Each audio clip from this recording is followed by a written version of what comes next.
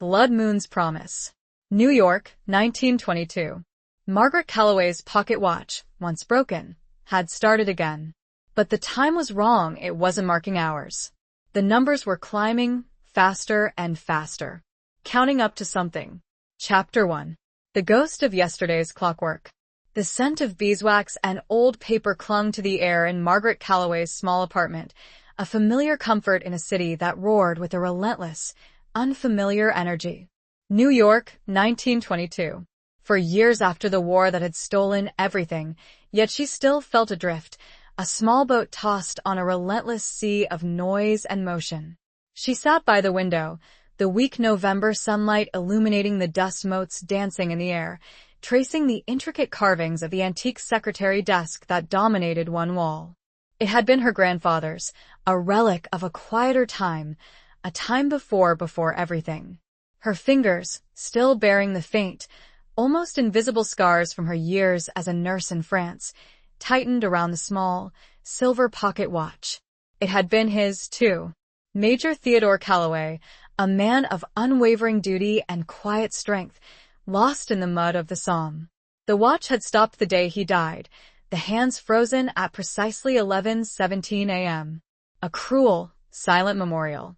She'd kept it tucked away in a velvet-lined box, a tangible link to a past she could barely remember, a past shrouded in a grief so profound it had become a part of her. But this morning, something had changed. She'd been drawn to the box, an inexplicable pull she couldn't ignore. When she'd opened it, the watch had been ticking. Not the gentle, rhythmic tick of a functioning timepiece, but a frantic, almost desperate clicking, the second hand a blur. And the numbers were wrong. They weren't marking time in the conventional sense. They were climbing. 11:17, then 11:18, 11:19 each second, a new number, ascending with an unnerving speed. Margaret felt a chill crawl up her spine, a prickle of unease that settled deep in her bones. This wasn't just a broken watch coming back to life. This was something else. Something unsettling. Something that whispered of unfinished business, of secrets buried beneath the weight of years and the horrors of war. She closed her eyes, the image of the rapidly changing numbers imprinted on the back of her eyelids. Her grandfather had always been a meticulous man, a man of order and precision. He wouldn't have tolerated a malfunctioning watch. He'd valued time, understood its fleeting nature, especially during the war. His letters, carefully preserved in a leather-bound journal, spoke of the preciousness of each moment, of the agonizing wait between battles, of the desperate hope for a future that, for him, never came. A sharp rap at the door startled her. She quickly tucked the watch into the pocket of her simple, gray wool dress, the cold metal a stark contrast to the warmth of her skin. It was probably Mrs. O'Malley, the landlady, come to collect the rent. Margaret had been late before, the meager wages she earned as a librarian barely covering the cost of living in this bustling, unforgiving city. But when she opened the door, it wasn't Mrs. O'Malley's stern, Irish face that greeted her. Instead, a young man stood there, his face pale and drawn, his eyes wide with a mixture of fear and recognition. He was dressed in a worn, but well-tailored suit, the fabric hinting at a past life of privilege, now frayed at the edges. He clutched a battered leather satchel to his chest, as if it contained all the treasures of the world. "Miss Calloway?"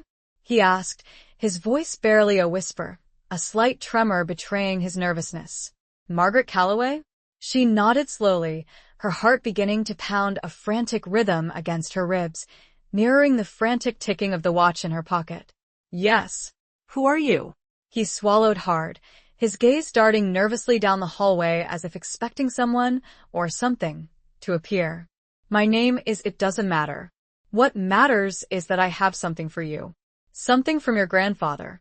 He reached into his satchel and pulled out a small, tarnished silver locket, identical to the one she wore beneath her dress, the one containing a faded photograph of her grandfather in his uniform, his eyes full of a youthful optimism that the war had cruelly extinguished. The locket she hadn't taken off since she received the telegram informing her of his death. He wanted you to have this, the young man stammered, his hand trembling as he held out the locket. He said it was important. That it held the key. The key to what? Margaret's mind raced, a whirlwind of questions and suspicions. She took the locket, her fingers brushing against his.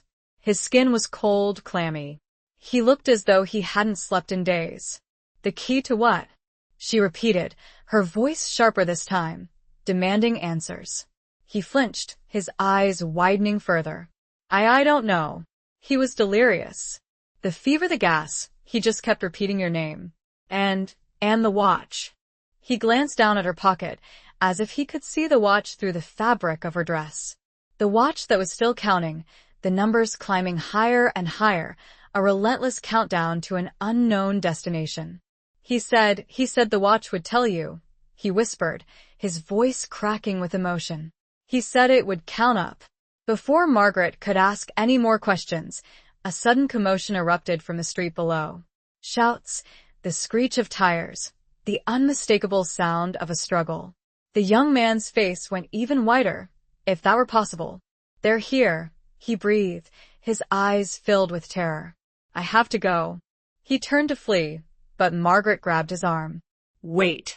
Who are they? What's going on? He shook his head, his eyes pleading with her to understand. I can't tell you.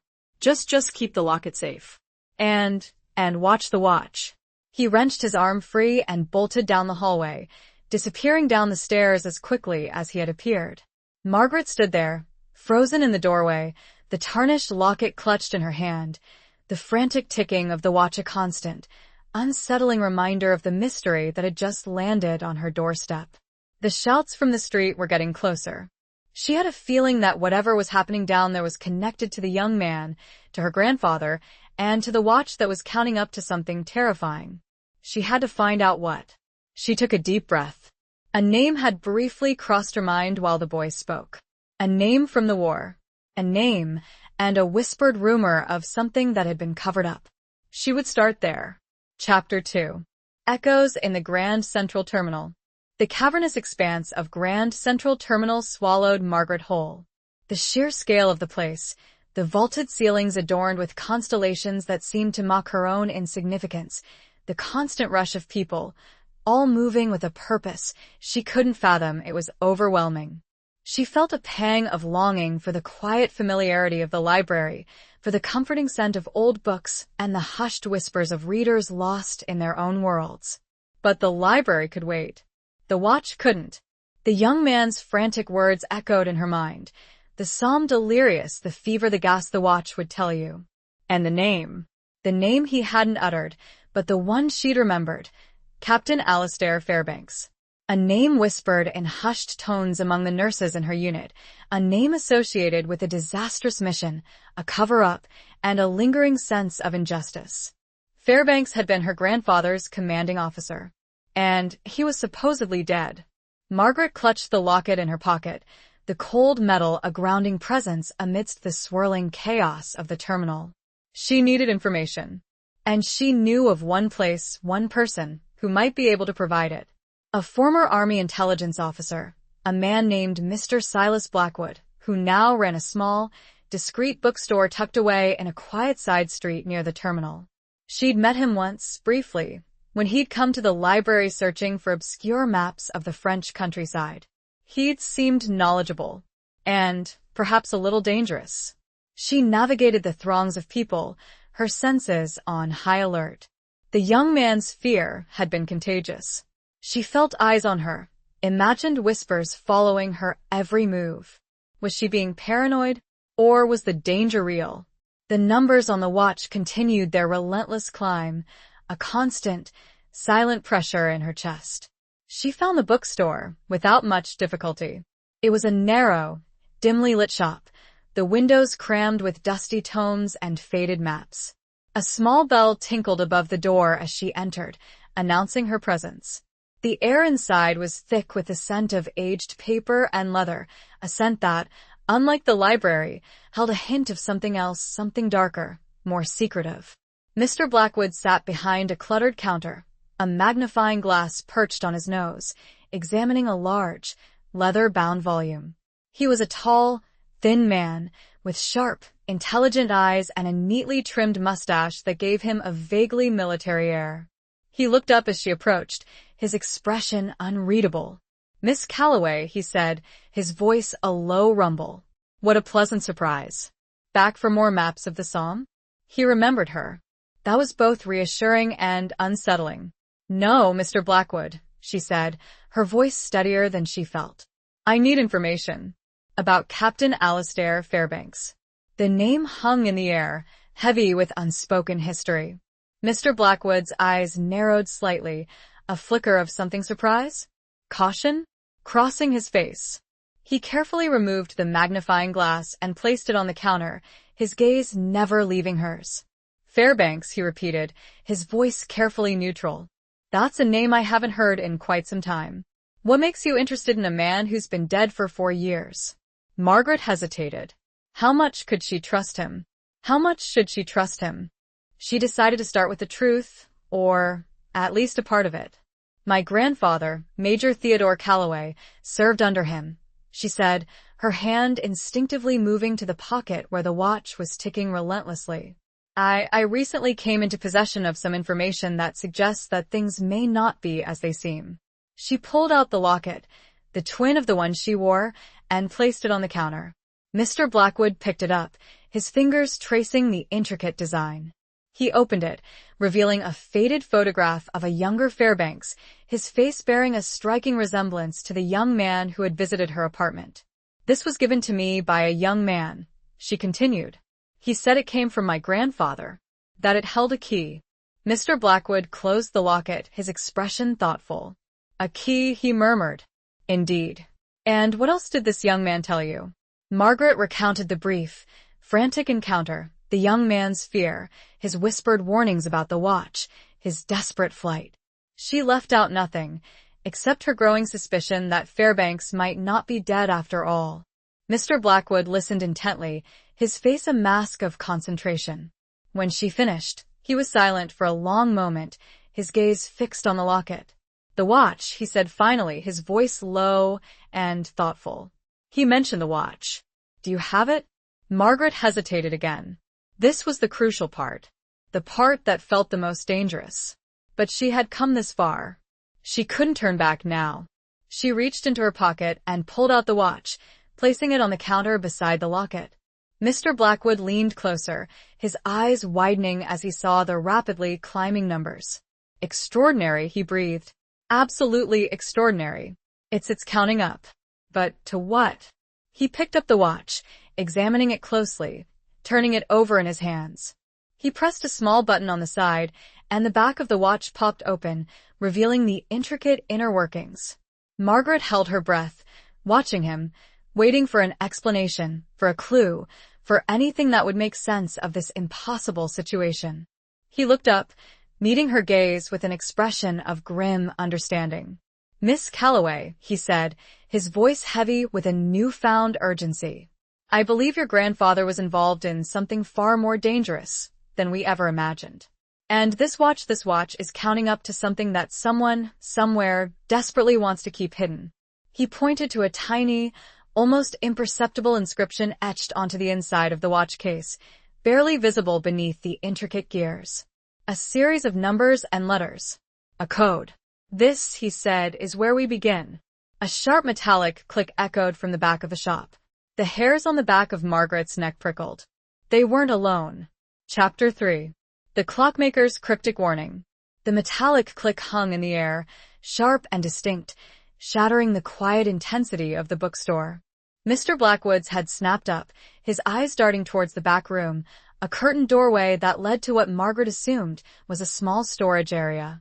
His hand instinctively moved to a drawer beneath the counter, a subtle gesture that spoke volumes about the kind of life he'd led, the kind of dangers he was accustomed to.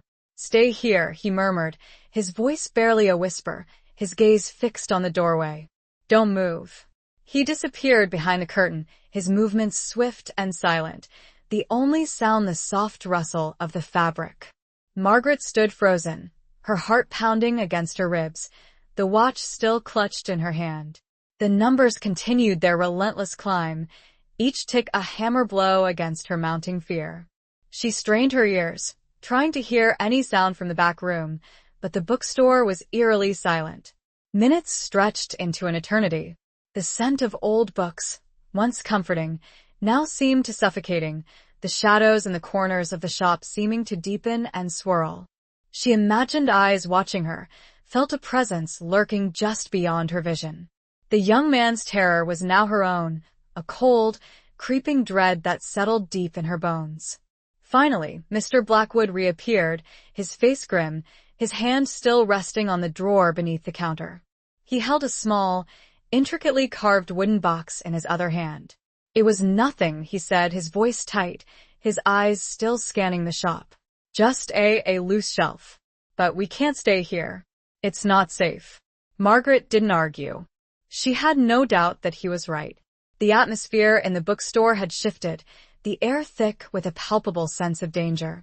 She followed him as he quickly gathered a few items from the counter, a small magnifying glass, a notepad, a pen, and stuffed them into his pockets.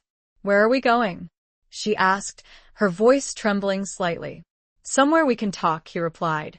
"Somewhere they won't find us. And somewhere we can decipher this." He tapped the wooden box he held in his hand. "This belonged to your grandfather. I found it hidden in the back room, along with a few other interesting items."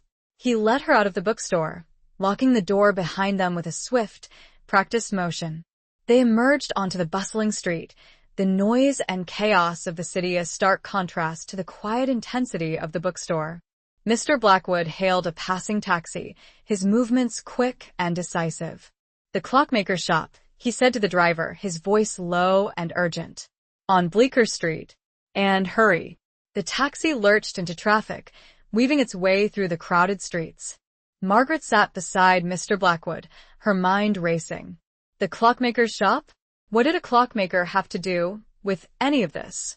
"The code on the watch," she said, her voice barely a whisper. "Do you know what it means?" Mr. Blackwood shook his head. "Not yet. But I have a feeling the clockmaker will. He's an old acquaintance, a man with a unique set of skills, and a deep understanding of codes, ciphers, and secrets." The taxi pulled up in front of a small, unassuming shop on Bleecker Street. The windows were dusty, the sign above the door barely legible, "Elias Thorne, Horologist." It looked more like an abandoned antique shop than a place of business. Mr. Blackwood paid the driver and quickly ushered Margaret inside. The interior of the shop was even more cluttered than the bookstore, a chaotic jumble of clocks of all shapes and sizes, gears, springs, tools, and various other mechanical contraptions. The air was thick with a smell of oil and metal, a scent that was both familiar and strangely comforting to Margaret, reminding her of her grandfather's workshop. A small, elderly man with a shock of white hair and piercing blue eyes emerged from behind a towering grandfather clock. He wore a pair of magnifying glasses perched on his nose, and his hands were stained with oil and grime. He looked at them with a mixture of curiosity and suspicion. "Silas," he said, his voice raspy but surprisingly strong. "What brings you to my humble abode? And with such a distressed companion?" Mr. Blackwood quickly introduced Margaret, explaining the situation in hushed tones, showing him the watch and the locket. Elias Thorne listened intently, his eyes twinkling with a mixture of fascination and concern. "Theodore Calloway," he murmured, his fingers tracing the inscription on the watch. "A good man. A brave man. He came to me once, years ago, with a similar problem. A code he couldn't decipher. A secret he needed to protect." He took the watch from Mr. Blackwood and examined it closely, his magnifying glasses glinting in the dim light. He then opened the wooden box, revealing a series of small, intricately carved gears and springs, along with a small, handwritten note. "This," he said, his voice heavy with a newfound understanding, "is a cipher machine. A very sophisticated one. And this is the key." He began to carefully assemble the gears and springs, his movements precise and deliberate. Margaret watched him, mesmerized, her heart pounding with anticipation. "Your grandfather," Elias continued, his voice low and thoughtful, "was involved in a secret mission. A mission to retrieve a vital piece of intelligence from behind enemy lines. Something that could have changed the course of the war. He paused, his eyes meeting Margaret's. But something went wrong. The mission was compromised. And your grandfather, he was the only one who knew the truth. The only one who could expose the traitor. A chill ran down Margaret's spine. A traitor? Who? And what did it have to do with the watch? Elias finished assembling the cipher machine. He carefully inserted the watch into a small slot, aligning the inscription with a series of tiny markings on the machine. He then began to turn a small crank, the gears whirring and clicking, the numbers on the watch spinning even faster. Suddenly, the watch stopped. The numbers froze at 11:42, and a small, hidden compartment in the watch popped open, revealing a tiny, tightly rolled piece of paper. Elias carefully extracted the paper and unrolled it. It was a list of names. And at the top of the list, underlined in red ink, was a name that made Margaret's blood run cold. Alistair Fairbanks. The old man looked at her, his eyes filled with a grave warning. This changes everything. He is much closer than you think. Chapter 4. A telegram from the Somme. The name on the list, Alistair Fairbanks, hung in the air like a poisonous cloud. Margaret felt a wave of nausea wash over her, the cluttered clock shop suddenly spinning around her. Fairbanks. Alive. And a traitor. The implications were staggering, the betrayal profound. It meant everything she thought she knew about her grandfather's death, about the war, about the young man who had brought her the locket. It was all a lie. He's alive? She whispered, her voice barely audible, her hand instinctively reaching for the locket she wore beneath her dress, the one containing her grandfather's photograph. The photograph of a man who had trusted Fairbanks, who had followed him into battle, who had died because of him. Elias Thorne nodded slowly, his face etched with concern. That's what this list suggests. And if he's alive, and he's a traitor, then he's also incredibly dangerous. Mr. Blackwood, who had been silent until now, stepped forward, his expression grim. We need to find him. Before he finds us. But how? Where to even begin? Fairbanks had been presumed dead for 4 years. He could be anywhere. He could be anyone. Margaret felt a surge of anger, a fierce determination that pushed back the fear and nausea. She wouldn't let Fairbanks win. She wouldn't let him desecrate her grandfather's memory. She would expose him, no matter the cost. The young man, she said, her voice stronger now, her resolve hardening. The one who brought me the locket. He looked familiar. Like Fairbanks. Could he be a relative? Mr. Blackwood and Elias exchanged a look. It's possible, Mr. Blackwood said. Fairbanks came from a wealthy, influential family. They had connections everywhere. We need to find that young man, Margaret said. He's the key. He knows something. He must. But where to start? He had disappeared as quickly as he had appeared, vanishing into the crowded streets of New York. She had no name, no address, nothing to go on except a vague description and a feeling of desperate urgency. Suddenly, Margaret remembered something. Something the young man had said. A telegram from the Somme. He hadn't actually said it, but in his ramblings, she had the impression of a telegram. An important one. My grandfather's letters, she said, her mind racing. He sent me letters from the front. Regularly. Until he died.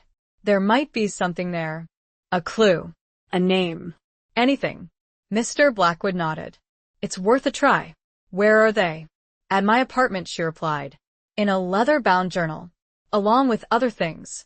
She hesitated, thinking of the box of her grandfather's belongings that had been shipped to her after his death. A box she had never fully opened, the pain of doing so too great. But now, she had no choice. They left the clockmaker's shop, Elias Thorne promising to keep the cipher machine and the list safe, to continue deciphering any other hidden messages that might be contained within the watch. He also gave Margaret a small, silver whistle, a relic from his own days in the war. If you need me, he said, his eyes twinkling, just below. I have yours everywhere. The taxi ride back to Margaret's apartment was tense and silent. The city that had once seemed so vibrant and exciting now felt menacing, the shadows lurking in the alleys and doorways seeming to hold hidden dangers. The numbers on the watch were still frozen at 11:42, a constant reminder of the unfinished business, of the traitor who was still out there.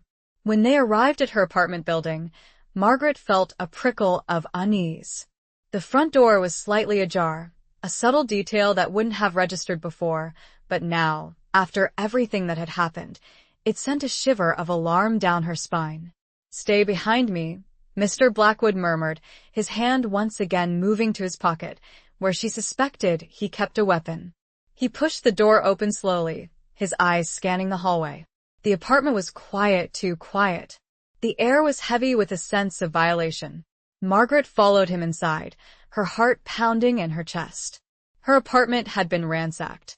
The drawers of her grandfather's secretary desk were open, their contents strewn across the floor. Books had been pulled from the shelves, their pages ripped and scattered. The velvet-lined box that had contained the watch was empty, but the leather-bound journal was still there. Lying on the floor, amidst the debris, its pages open to a letter dated a week before her grandfather's death. A letter she had read countless times, a letter that had always brought her a measure of comfort. But now, as she reread it, she saw something she had never noticed before.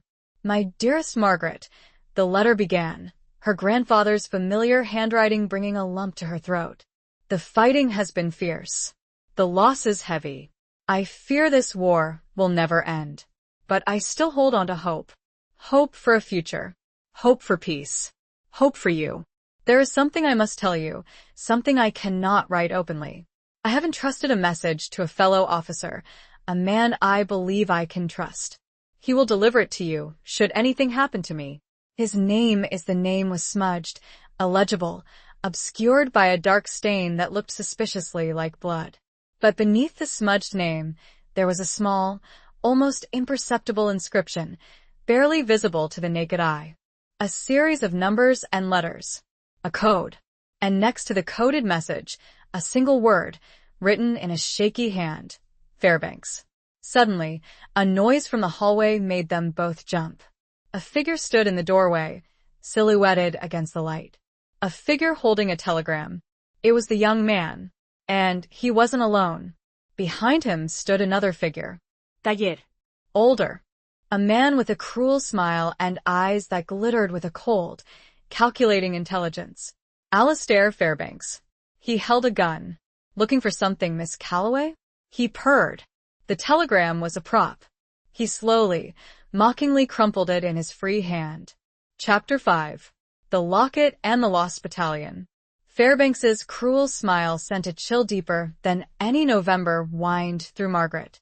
He was older, harder, than the faded photograph in the locket, but the resemblance was undeniable. The same sharp cheekbones, the same piercing gaze, now twisted with a malice that made her stomach churn. The young man, his son-nephew, stood beside him, his face a mask of conflicting emotions, fear, regret, and a flicker of defiance. "You," Margaret breathed, her voice trembling, but fueled by a surge of righteous anger. "You killed him. You killed my grandfather." Fairbanks chuckled, a low, guttural sound that grated on her nerves. "Killed him? My dear Miss Calloway, war kills. I merely expedited the process." He stepped further into the apartment, his gun trained on her, his eyes flicking to Mr. Blackwood, who stood silently beside her, his hand still concealed in his pocket. "Mr. Blackwood, I presume?" Fairbanks said, his voice dripping with sarcasm. "Always the meddling intelligence officer. Still chasing shadows, even after all these years?" Mr. Blackwood didn't reply, his gaze fixed on Fairbanks, his body tense, ready to react. "You won't get away with this," Margaret said, her voice shaking, but her eyes locked on Fairbanks's. "The watch, the list, the truth will come out." Fairbanks laughed again. "The watch? A clever trinket, I'll admit, but ultimately useless. The list? A few names, easily dismissed. The truth? My dear girl, the truth is whatever I say it is." He gestured to the young man beside him. "My nephew, Thomas. He's been invaluable in helping me tie up loose ends." Thomas flinched, his eyes avoiding Margaret's. He looked trapped, like a bird caught in a gilded cage. "He brought you the locket," Margaret said, her voice accusing. "He told you about the watch." Thomas nodded slowly, his head hung low. I didn't know," he stammered. "I didn't know what he was doing. I wanted to help. I wanted to honor my uncle's memory." "Honor?" Margaret scoffed. "By helping a murderer?" Fairbanks silenced her with a sharp wave of his hand. "Enough. This sentimentality is tedious. Mr. Blackwood, I suggest you drop your weapon. And Miss Calloway, I believe you have something that belongs to me." He gestured towards the journal, still lying on the floor, its pages open to her grandfather's last letter. The letter with the coded message, the message that implicated Fairbanks. Margaret hesitated. She knew she couldn't fight them. Not alone. Not with Fairbanks holding a gun. But she couldn't just hand over the journal. It was the only evidence she had, the only link to the truth. Suddenly, an idea sparked in her mind. The locket. The one she wore beneath her dress, the one containing her grandfather's photograph. She had a feeling, an intuition, that it held more than just sentimental value. She slowly reached for the locket, her fingers brushing against the cold metal. She unclasped it, her eyes never leaving Fairbanks's. "This," she said, her voice trembling slightly, "is all I have left of him. My grandfather. Major Theodore Calloway. A good man. A brave man. A man you betrayed." She held out the locket, as if offering it to Fairbanks. He smirked, his eyes glinting with a mixture of amusement and contempt. "Touching," he said, but hardly relevant. As he reached for the locket, Margaret quickly opened it, her fingers fumbling with a clasp. Inside, nestled beneath the faded photograph of her grandfather, was another, smaller photograph. A photograph she had never noticed before. It was a photograph of a group of soldiers. The Lost Battalion. Her grandfather's unit. And standing in the center, his arm around her grandfather's shoulder, was a young Alistair Fairbanks. But there was something else. Something written on the back of the photograph. A series of numbers and letters. Another code. And this code, unlike the one in the letter, was complete. Margaret's eyes met Thomas's. "Your uncle," she said, her voice firm, clear. "He wasn't just a soldier. He was a spy. And so was my grandfather." Fairbanks's smile vanished. His eyes widened, a flicker of surprise, of fear, crossing his face. He knew. He knew that she had found something that could expose him. "Thomas," Fairbanks barked, "get the journal." But in a sudden move that caught his uncle off guard, Thomas took his hand and slipped the telegram he had been holding into it. His uncle, so sure of his own lies, had not noticed. On the telegram, scrawled beneath the official-looking script, was a single address. Thomas lunged, pushing his uncle, using that split second of shock to create a tiny space. "Run," he shouted to Margaret. "Run and take Mr. Blackwood." Chapter 6. Whispers in the Speakeasy Shadows. Margaret didn't hesitate. She grabbed Mr. Blackwood's arm and pulled him towards the door, the image of Thomas shoving his uncle, the crumpled telegram with the address, burned into her mind. Fairbanks roared in fury, his gun firing wildly, a bullet shattering a vase on the mantelpiece as they scrambled out of the apartment and down the stairs. They burst out onto the street, the cold night air a shock to their lungs, the sounds of the city, the rumble of cars, the distant wail of a siren, a jarring contrast to the life or death struggle they had just escaped. "Where to?" Mr. Blackwood gasped, his breath coming in ragged bursts, his hand still clutching his side, where she suspected he'd been grazed by a bullet. Margaret's mind raced. The address on the telegram. It was their only lead, their only hope. She remembered it clearly. 27 Bleecker Street. Not Elias Thorne's shop. A different number, a different building. But what was it? A safe house? A meeting place? A trap? "Bleecker Street," she said, her voice urgent. "Number 27. It sits on the telegram Thomas gave to his uncle. I think it's where we need to go." Mr. Blackwood nodded, his face grim. "We need to be careful. Fairbanks will be looking for us. He won't give up easily." They hailed another taxi, their nerves on high alert, their eyes constantly scanning the streets for any sign of pursuit. The ride felt agonizingly slow, the city lights blurring into a kaleidoscope of color and shadow. Margaret clutched the locket in her pocket, the photograph of the lost battalion, the coded message on the back, a tangible reminder of the stakes. Number 27, Bleecker Street turned out to be a nondescript building, sandwiched between a bakery and a tailor shop. The windows were dark, the entrance shrouded in shadow. There was no sign, no indication of what lay within. "Are you sure this is the right place?" Mr. Blackwood asked, his voice skeptical. Margaret hesitated. She wasn't sure, but she had a feeling, a gut instinct, that this was it. This was where the answers lay. "We have to try," she said, her voice firm. "We have no other choice." They cautiously approached the entrance, Mr. Blackwood leading the way, his hand once again concealed in his pocket. The door was unlocked. They slipped inside, the darkness swallowing them whole. The interior was dimly lit, the only source of light a single, flickering gas lamp at the end of a long, narrow hallway. The air was thick with the smell of stale cigarette smoke and cheap liquor. The sound of music, a jazzy, melancholic tune, drifted from somewhere deeper within the building. A speakeasy. Margaret's heart sank. A speakeasy. A place of hidden identities, illicit dealings, and dangerous secrets. The perfect place for a traitor like Fairbanks to hide. They moved slowly down the hallway, their senses on high alert. The music grew louder as they approached a heavy, wooden door, the source of the sound. Mr. Blackwood paused, his hand on the doorknob. "Ready?" he whispered. Margaret nodded, her heart pounding in her chest. She had a feeling that whatever lay beyond that door would change everything. Mr. Blackwood pushed the door open, and they stepped inside. The speakeasy was crowded, smoky, and dimly lit. Tables were filled with men and women in various states of intoxication, their laughter and conversations mingling with the music. The air was thick with the haze of cigarette smoke, the scent of perfume and alcohol. A jazz band played on a small stage, the musicians swaying to the rhythm, their faces illuminated by the flickering stage lights. Margaret and Mr. Blackwood stood near the entrance, their eyes scanning the room, searching for any sign of Fairbanks or Thomas, or anyone who could help them.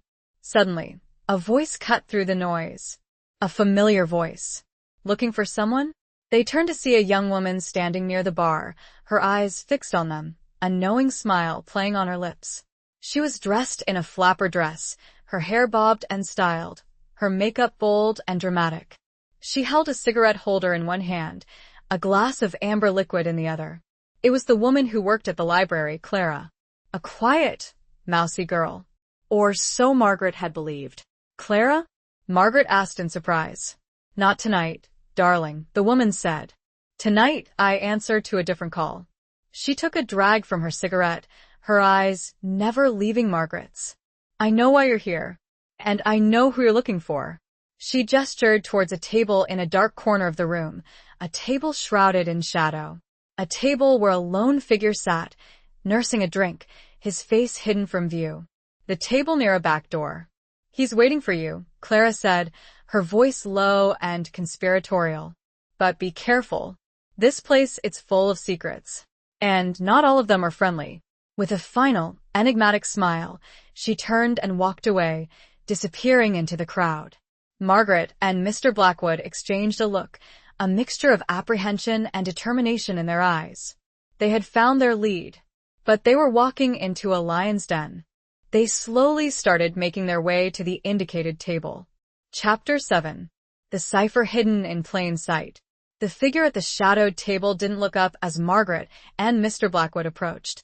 He remained hunched over his drink, his face obscured by the dim lighting, the brim of his fedora casting a shadow over his eyes. The jazz music seemed to swirl around him, a melancholic soundtrack to his solitude. "Thomas?" Margaret asked tentatively, her voice barely a whisper above the din of the speakeasy. The figure slowly raised his head, his eyes meeting hers. It was Thomas, Fairbanks's nephew. But he looked different. Gone was the fear, the uncertainty. His eyes were clear, his jaw set with a newfound determination. "You came," he said, his voice low and steady. "I wasn't sure you would."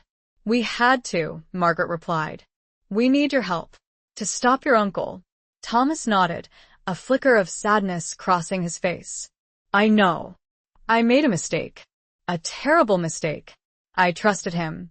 I believed his lies." He gestured for them to sit down. Mr. Blackwood remained standing, his hand still concealed in his pocket, his eyes scanning the room, ever vigilant. "The telegram," Margaret said, her voice urgent. "The address. What is this place?" "It's a safe house," Thomas replied. "Or, at least, it used to be. My uncle used it during the war. For his operations." "His treasonous operations," Margaret corrected, her voice sharp. Thomas flinched, but he didn't deny it. Yes, he admitted. He was working with the enemy, selling information, betraying his country, betraying my father. He paused, his eyes filling with tears. "My father, he was part of the Lost Battalion. He served with your grandfather. He died there. Because of my uncle." Margaret felt a surge of sympathy for Thomas. He was a victim, too. A victim of his uncle's greed and ambition. "The photograph," she said, pulling out the locket and opening it, showing him the picture of the Lost Battalion, the coded message on the back. "Do you know what this means?" Thomas took the locket, his fingers trembling slightly. He examined the photograph, his eyes lingering on the image of his father, a young, smiling soldier, full of hope and innocence. He then turned the photograph over, studying the coded message. "I've seen this before," he said, his voice hesitant. "My uncle, he had a book. A cipher book. He used it to communicate with his contacts."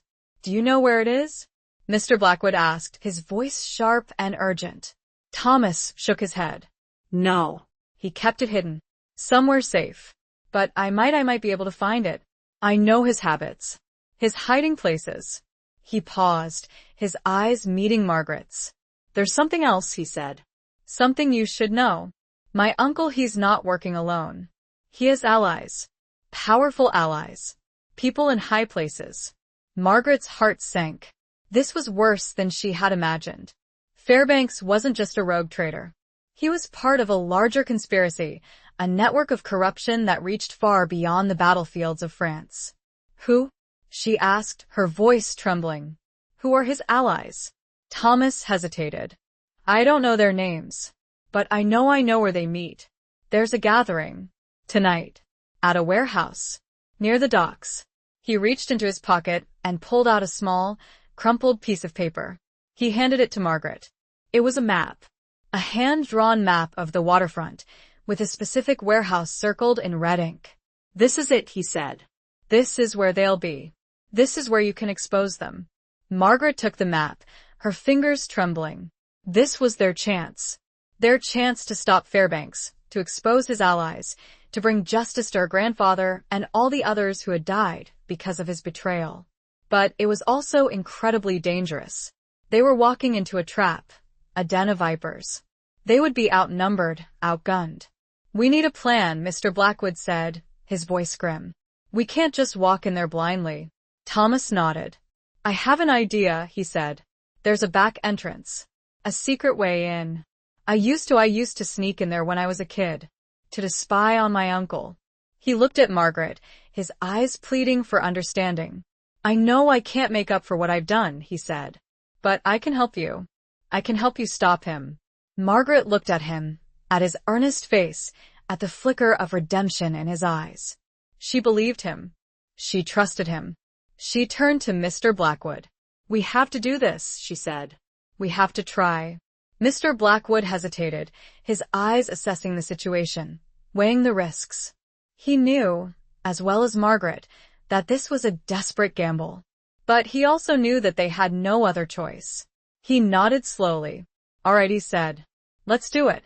As they were about to leave, Thomas stopped them. "Wait," he said, "the cipher. It might not be in a book." He took the locket and pointed out details on the back. Small, almost unnoticeable details. Symbols. "Look closer," he said. "The cipher is here. It's been hidden in plain sight all along." Chapter 8. A dance with a dangerous stranger. Thomas's revelation sent a jolt of adrenaline through Margaret. The cipher, hidden in plain sight on the back of the locket, amongst the intricate carvings she had always admired but never truly seen. It was a testament to her grandfather's ingenuity, his ability to conceal vital information in the most unexpected places. These symbols, Thomas explained, pointing to a series of tiny etchings that resembled stylized flowers and leaves, they correspond to letters. It's a simple substitution cipher, but it's effective because it's so unexpected. He quickly sketched out a key on a napkin, matching each symbol to a letter of the alphabet. It was a variation of a cipher system used by spies during the war, a system her grandfather would have been familiar with. "My uncle, he taught me a little about ciphers," Thomas said, a hint of bitterness in his voice. "He used to say it was a game, a way to outsmart the enemy." Margaret felt a pang of sadness for Thomas. He had been groomed, manipulated, used by his uncle, his innocence twisted into something dark and dangerous. With the key, they quickly deciphered the message on the back of the locket. It was a list of names, similar to the one Elias Thorne had found in the watch, but this list was longer, more detailed. And it included names that made Margaret's blood run cold. Names of prominent politicians, businessmen, military officials, people in positions of power and influence. People who were supposed to be upholding the law, protecting the country, but who were secretly working with Fairbanks, betraying everything they stood for. This is bigger than we thought," Mr. Blackwood said, his voice grim, his eyes scanning the list. "This is a conspiracy that reaches the highest levels of government." Margaret felt a wave of despair wash over her. How could they possibly fight this? How could they expose such powerful, well-connected people? But she also felt a surge of determination. She wouldn't give up. She wouldn't let Fairbanks and his allies win. She would fight for justice, for her grandfather, for Thomas's father, for all the victims of this terrible conspiracy. "We need to get this information to someone we can trust," she said. "Someone who can expose these people, bring them to justice." "But who?" Mr. Blackwood asked. "Who can we trust?" "Fairbanks has allies everywhere." Thomas hesitated. There's one person," he said. "A journalist. A woman named Isabella Rossi. She works for the New York Chronicle. She's known for her investigative reporting, for exposing corruption. She's fearless." Margaret had heard of Isabella Rossi. A formidable woman, a crusader for truth, a thorn in the side of the powerful. She was their best hope. "We need to find her," Margaret said, "before Fairbanks does." But finding Isabella Rossi in the crowded, chaotic city of New York would be like searching for a needle in a haystack. They had no address, no contact information, nothing to go on except her name and her reputation. Suddenly, Margaret remembered Clara, the librarian who had turned out to be a speakeasy informant. She had seemed knowledgeable, connected. Perhaps she could help them. "Clara," Margaret said. "The woman from the library. She knew we were here. She knew about Fairbanks. Maybe she knows how to find Isabella Rossi." Mr. Blackwood nodded. "It's worth a try." She seemed resourceful. They decided to split up. Mr. Blackwood and Thomas would head to the warehouse, using Thomas's knowledge of the secret entrance to scout the area, prepare for their confrontation with Fairbanks and his allies. Margaret would return to the speakeasy, try to find Clara, see if she could help them locate Isabella Rossi. It was a risky plan, dividing their forces, but they had no other choice. Time was running out. Fairbanks was still out there, planning his next move, and they needed to act quickly. Margaret returned to the speakeasy, the music and laughter now seeming jarring, offensive, after the gravity of their discovery. She searched for Clara, her eyes scanning the crowded room, her heart pounding with a mixture of hope and fear. She finally spotted her, sitting at a table near the bar, talking to a tall, handsome man in a well-tailored suit. The man had his back to her, but there was something familiar about his posture, the way he held his head. As Margaret approached, the man turned, and her heart stopped. It was Alistair Fairbanks. He smiled, a cruel, predatory smile that sent a shiver down her spine. "Miss Calloway," he purred. "We meet again." I was hoping we would. He gestured to the seat beside him. Join us, he said. We were just discussing old times. Clara looked at Margaret, her eyes wide with alarm, a silent warning passing between them. Margaret knew she was walking into a trap, but she had no choice. She had to play along, stall for time, give Mr. Blackwood and Thomas a chance to reach the warehouse. She sat at the empty chair and forced a smile. Mr. Fairbanks, she said, her voice trembling slightly, but her eyes locked on his. What a pleasant surprise. The pleasure is all mine, he replied, his gaze lingering on her, a mixture of amusement and menace in his eyes. He raised his glass. To old times, he said. And to new beginnings. It was a dance. A dangerous dance with a deadly stranger. And Margaret knew that one wrong step could cost her everything. He offered her a drink. Chapter 9. Betrayal at the Brooklyn Navy Yard. The amber liquid in the glass Fairbanks offered shimmered under the dim speakeasy lights, reflecting a distorted image of his cruel smile. Margaret hesitated, her mind racing. Was it poisoned? Drugged? Or was Fairbanks simply playing a game of cat and mouse, enjoying her fear? I don't drink, she stammered, her voice barely a whisper, her hand instinctively moving to the locket beneath her dress, the deciphered list a cold weight against her skin. Fairbanks chuckled, a low, guttural sound that grated on her nerves. Nonsense, my dear. A little celebration is in order. After all, we have so much to discuss. He took a sip from his own glass, his eyes never leaving hers, a challenge in his gaze. Clara, sitting beside him, remained silent, her face pale, her eyes darting nervously between Margaret and Fairbanks. Margaret knew she couldn't refuse. It would arouse his suspicion, confirm his doubts. She had to play along, maintain the facade of the naive, grieving granddaughter, while desperately searching for a way out, a way to warn Mr. Blackwood and Thomas. She took the glass, her hand trembling slightly, the cold liquid sloshing against the rim. She forced a smile, her eyes locked on Fairbanks's. To old times, she echoed, her voice shaky, but her resolve hardening. She brought the glass to her lips, pretending to take a sip, but letting the liquid barely touch her tongue. It tasted bitter. Suspiciously bitter. She had to be careful. So, Fairbanks said, leaning closer, his voice low and conspiratorial, tell me, Miss Calloway, what have you been up to since our last encounter? He knew. He knew about the watch, the list, the locket.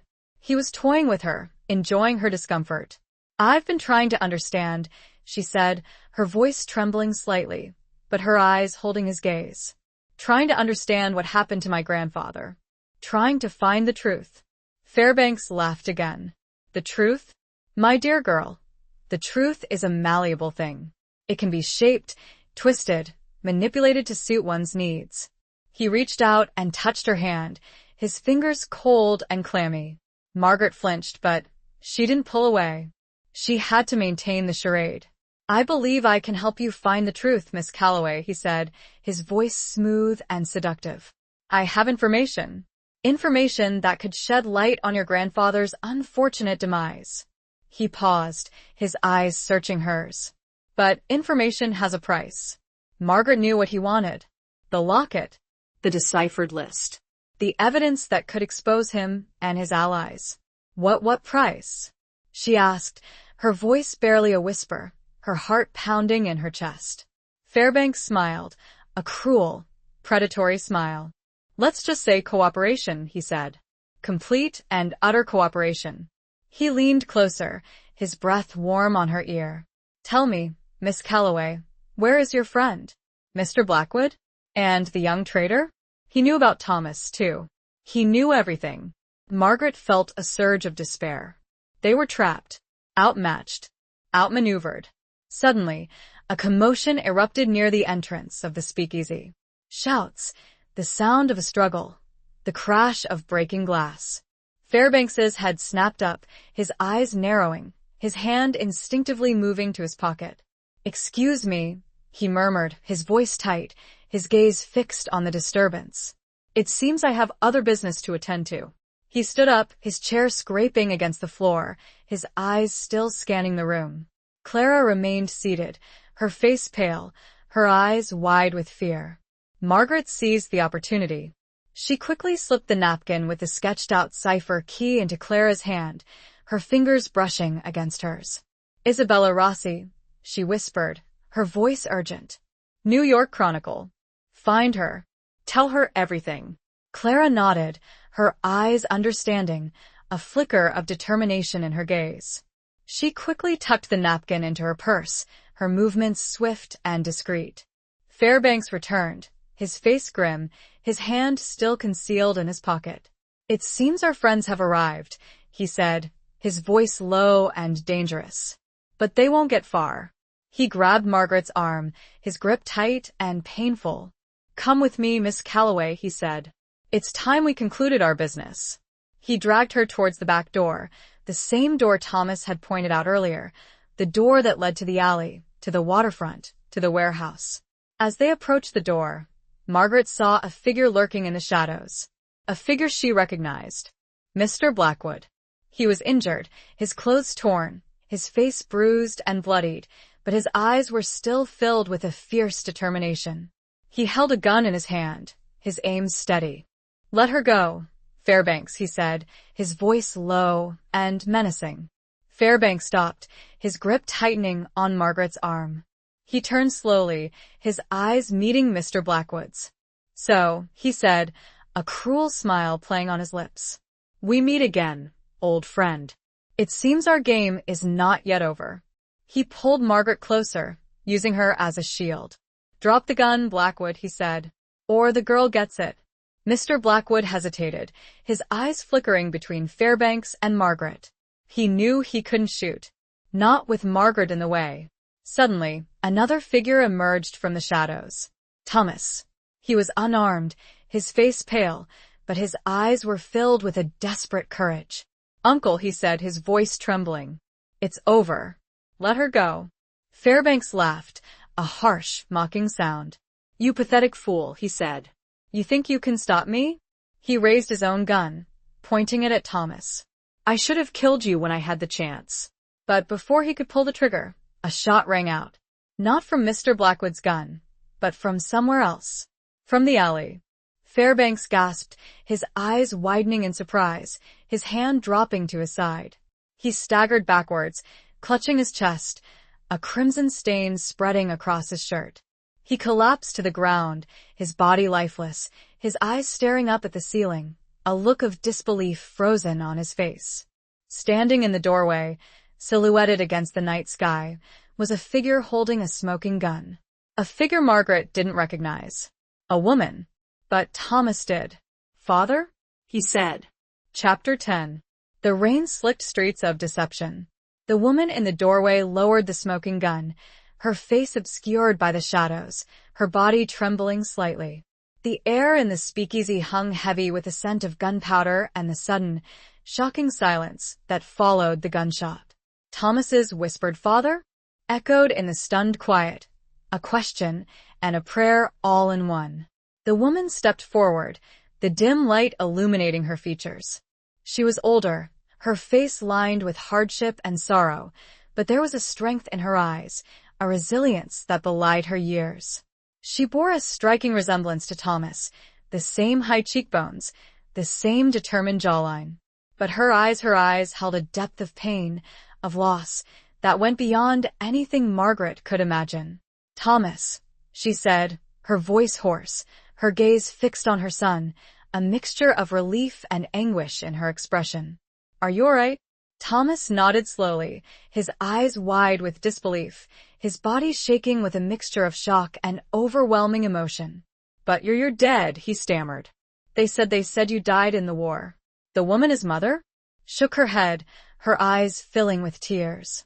"No, my son," she said. "I didn't die. I was taken, held prisoner, forced to work for them."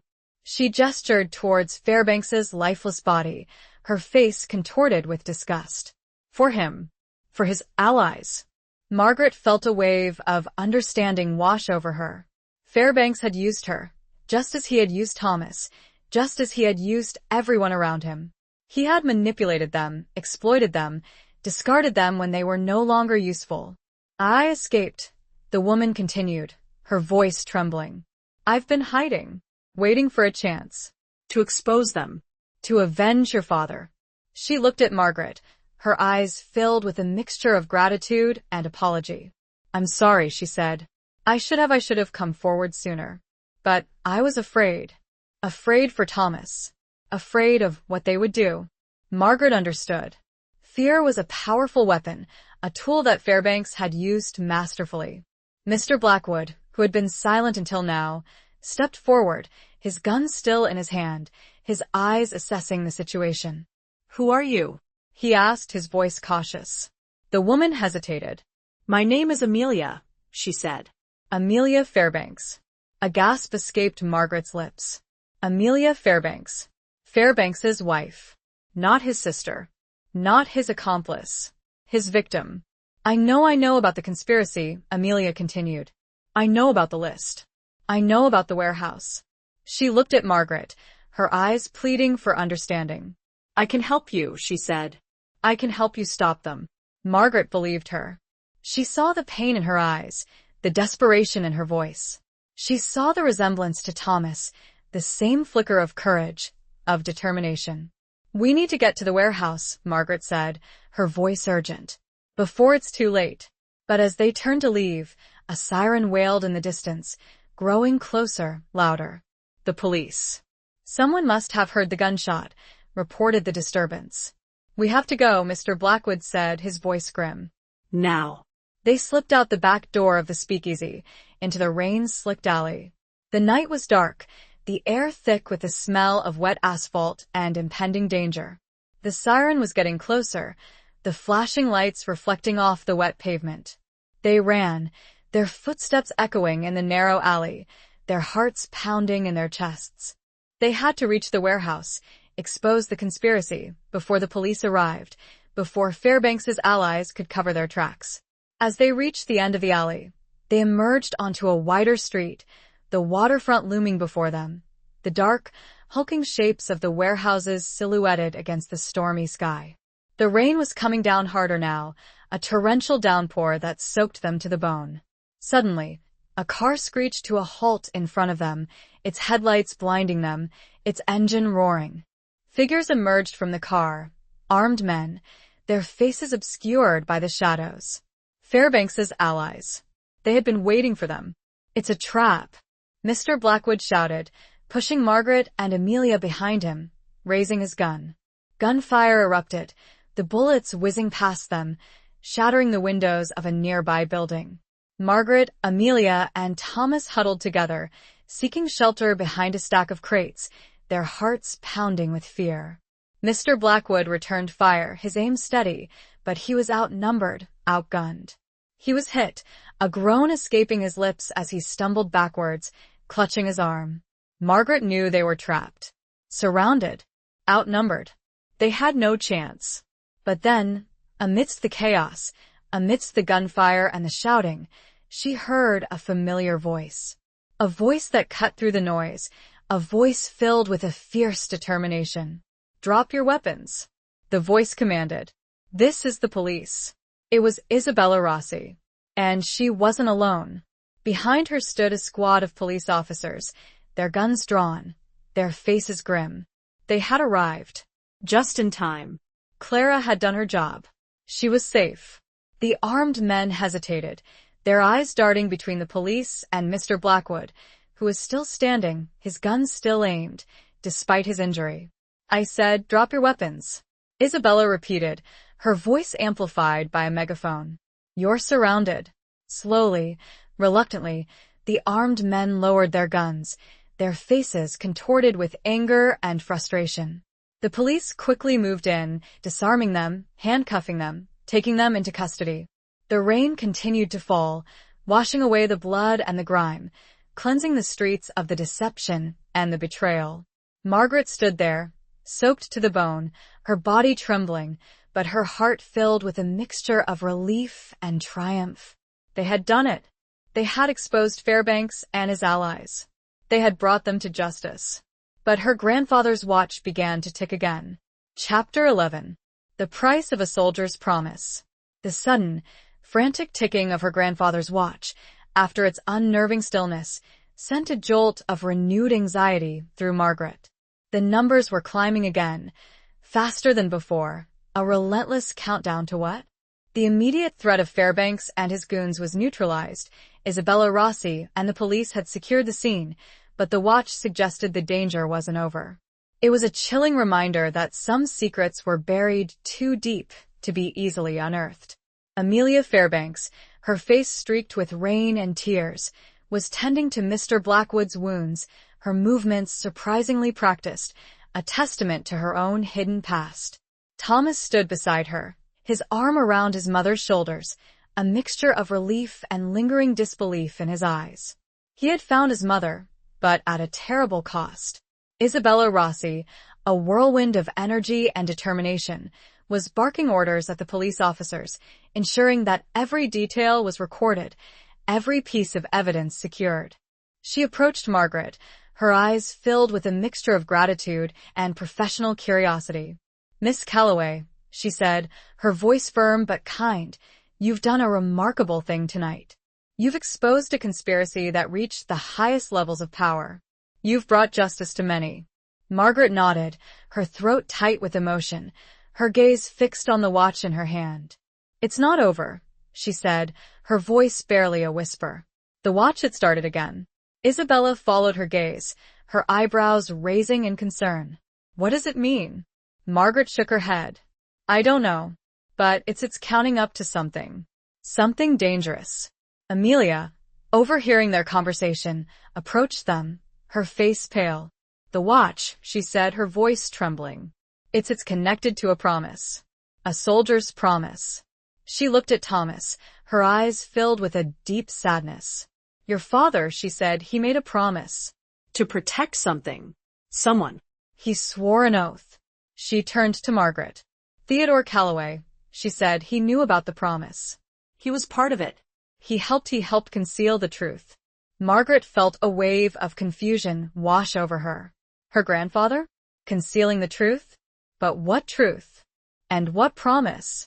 What was it? She asked to the both of them, the urgency rising inside. The watch had to mean something. What did they promise to keep hidden? Amelia hesitated, her eyes darting nervously around, as if afraid of being overheard, even amidst the chaos of the police activity. It's complicated," she said. "It involves a child born during the war, a child of mixed parentage."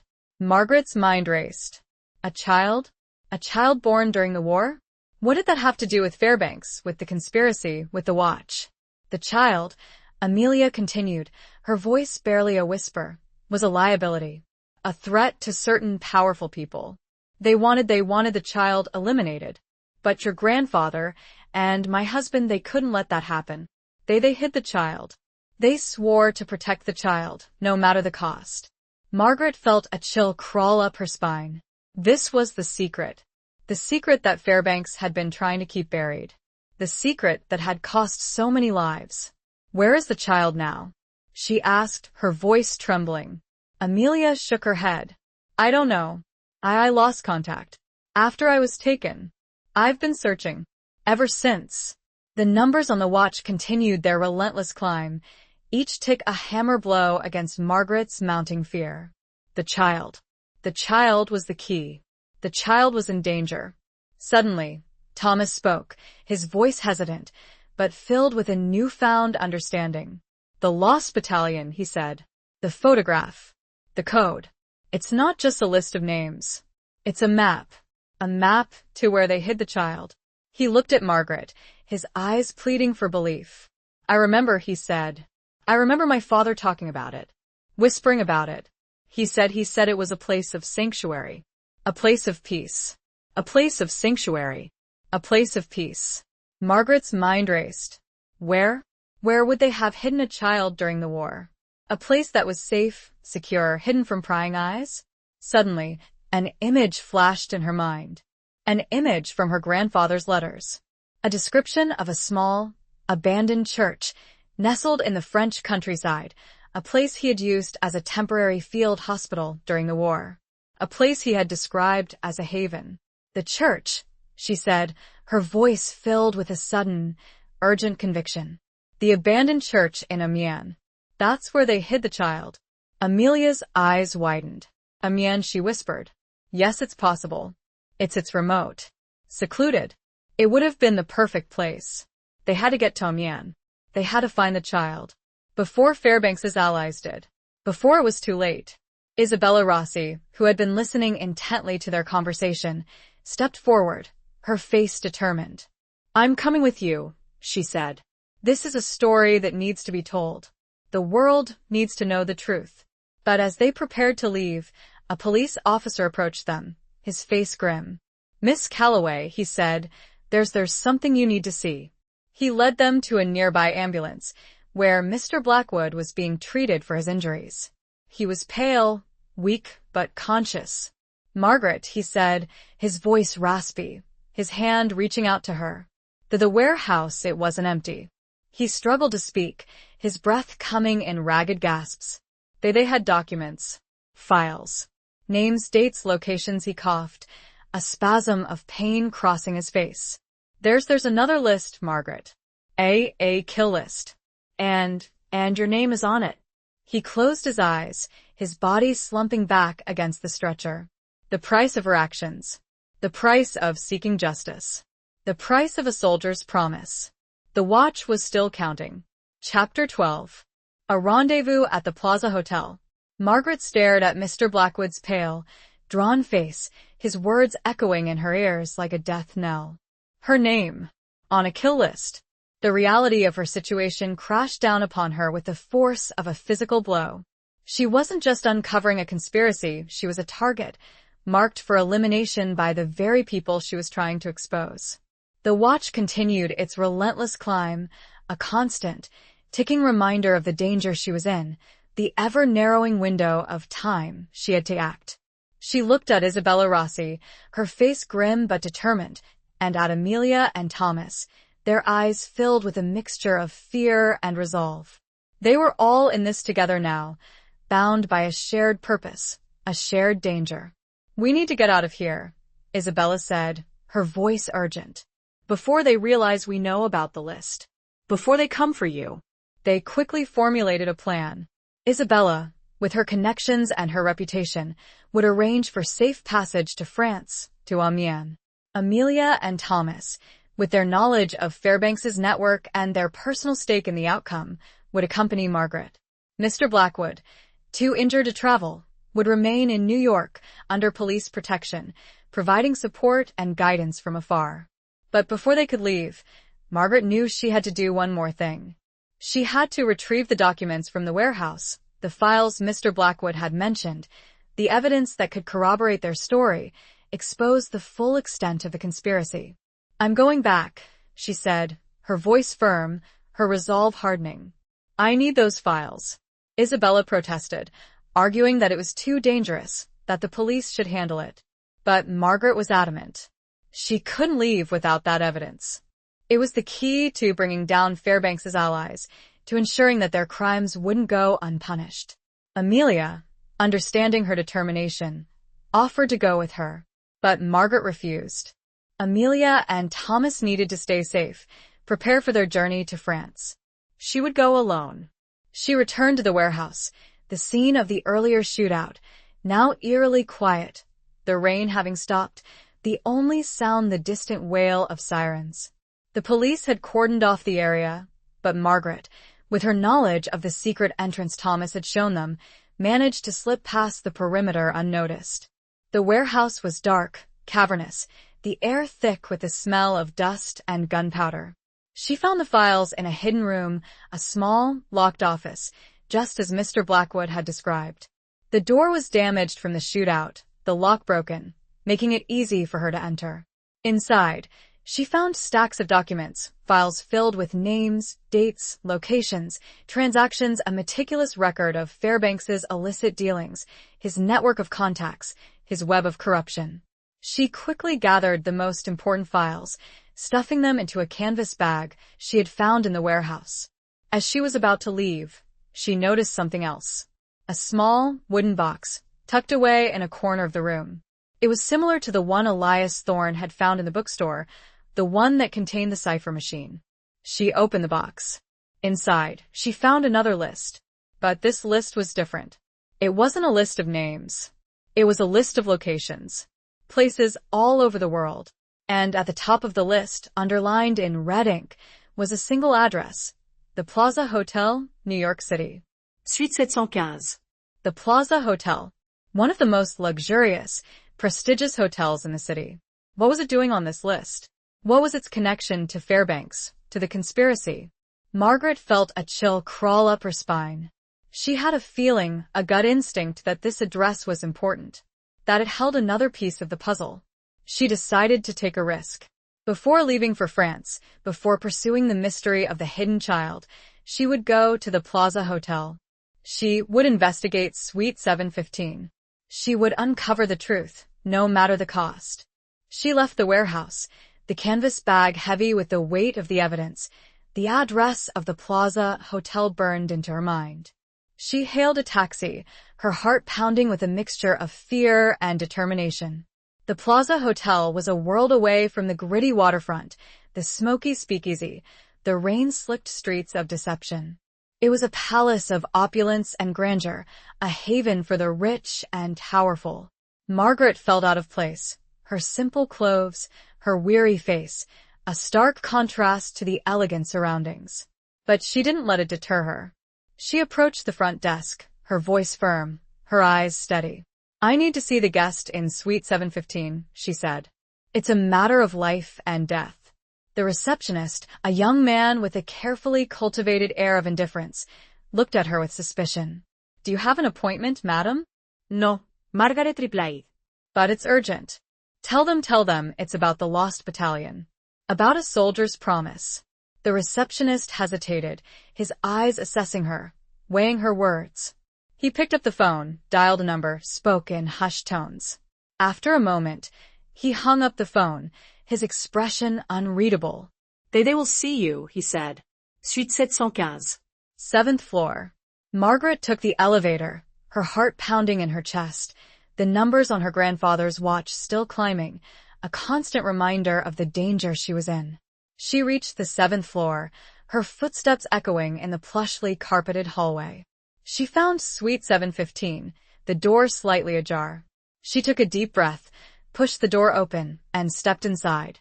The room was lavishly decorated, filled with antique furniture, expensive artwork, the scent of fresh flowers. But it was also empty. There was no one there. Suddenly, a voice spoke from behind her. A familiar voice. "Looking for someone, Miss Calloway?" She turned to see a figure standing in the doorway, silhouetted against the light. A figure she thought she would never see again. A figure she had believed to be dead. Her grandfather. Chapter 13. The Phantom of the Opera House. Margaret stared, speechless, at the figure in the doorway, her mind reeling, her senses refusing to accept what her eyes were seeing. Her grandfather. Major Theodore Calloway. Alive. After all these years. After the telegram, the grief, the shattered memories, it was impossible. And yet, there he stood, older, wearier, his face etched with lines of hardship and sorrow, but undeniably him. "Grandfather?" she whispered, her voice trembling, her hand instinctively reaching for the locket beneath her dress, the faded photograph of the man she had believed to be lost forever. He nodded slowly, his eyes filled with a mixture of sadness and guilt. "Margaret," he said, his voice raspy, his gaze fixed on her, a complex tapestry of emotions swirling within them. "I know this is difficult to understand." Difficult? It was beyond difficult. It was a shattering of reality, a rewriting of history, a resurrection of the dead. "But you died," she stammered, her voice barely a whisper. The telegram, the psalm, they said. He shook his head, his eyes closing for a moment, as if reliving a painful memory. "No, Margaret," he said. "I didn't die. I was taken, held prisoner, forced to disappear." He stepped further into the room, his movements slow and deliberate, the weight of years and secrets heavy upon him. He gestured for her to sit down, his hand trembling slightly. Margaret sank into a plush armchair, her mind a whirlwind of questions, accusations, and a profound, overwhelming sense of disbelief. Why? She asked, her voice cracking with emotion. Why didn't you come back? Why did you let me believe you were dead?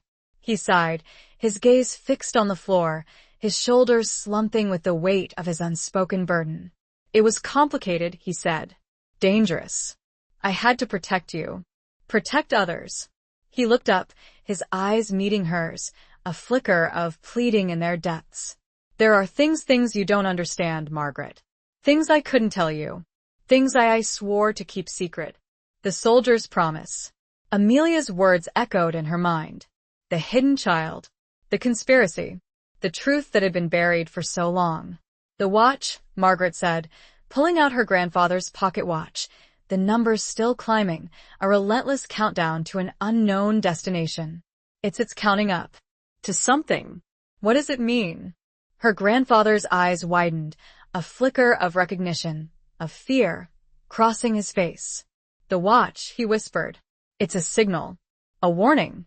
He reached out and took the watch, his fingers tracing the inscription on the back, the code that Elias Thorne had deciphered, the list of names that had exposed Fairbanks and his allies. It's a timer, he said. A timer set to activate when certain conditions were met. When the truth was close to being revealed. But what is it counting up to? Margaret pressed, desperate to understand. He hesitated. It's counting up to a meeting, he said.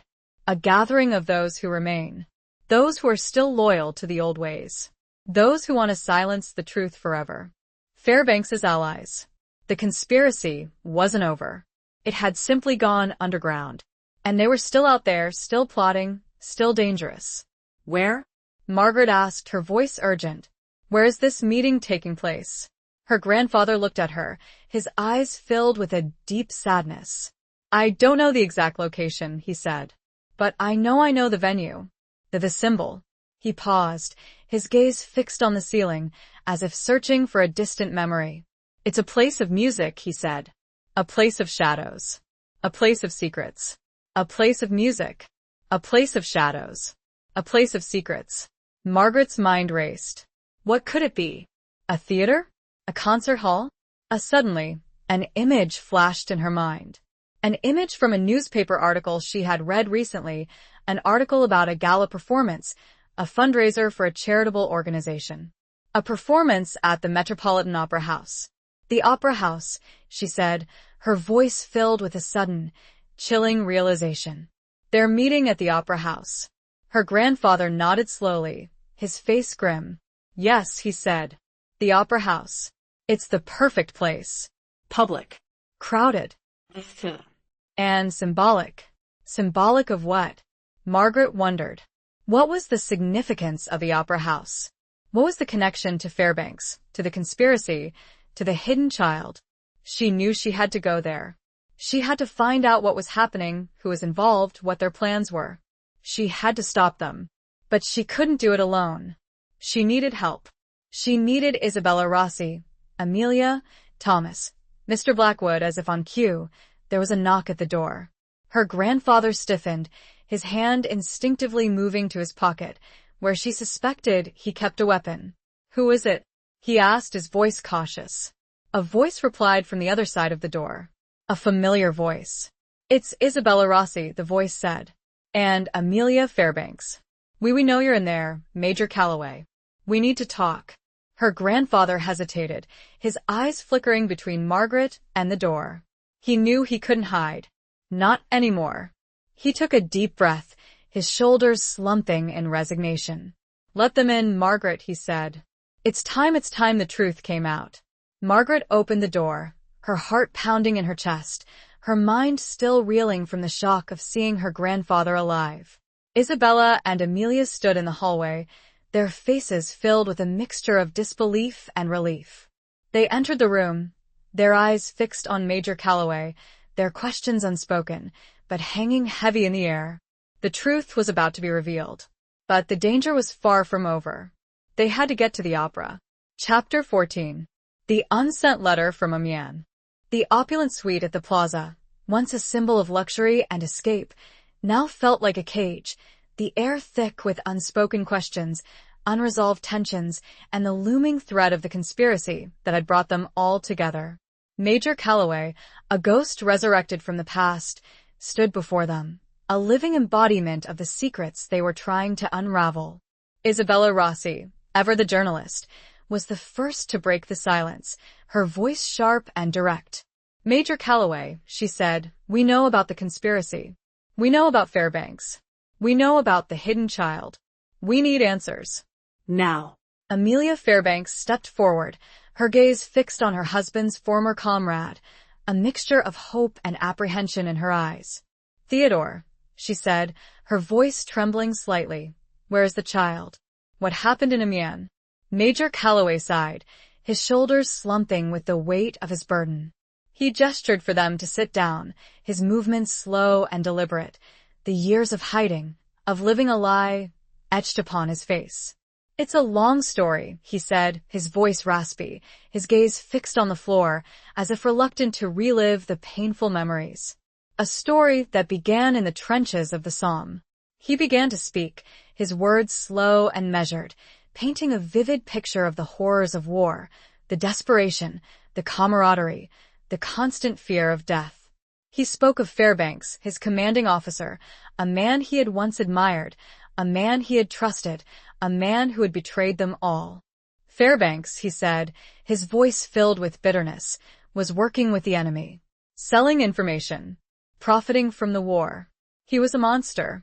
He spoke of the Lost Battalion, of the disastrous mission, of the cover-up, of the lies that had been told to conceal Fairbanks's treachery. He spoke of the hidden child, the child of a French woman and a German officer, a child who was considered a liability, a threat to the delicate balance of power.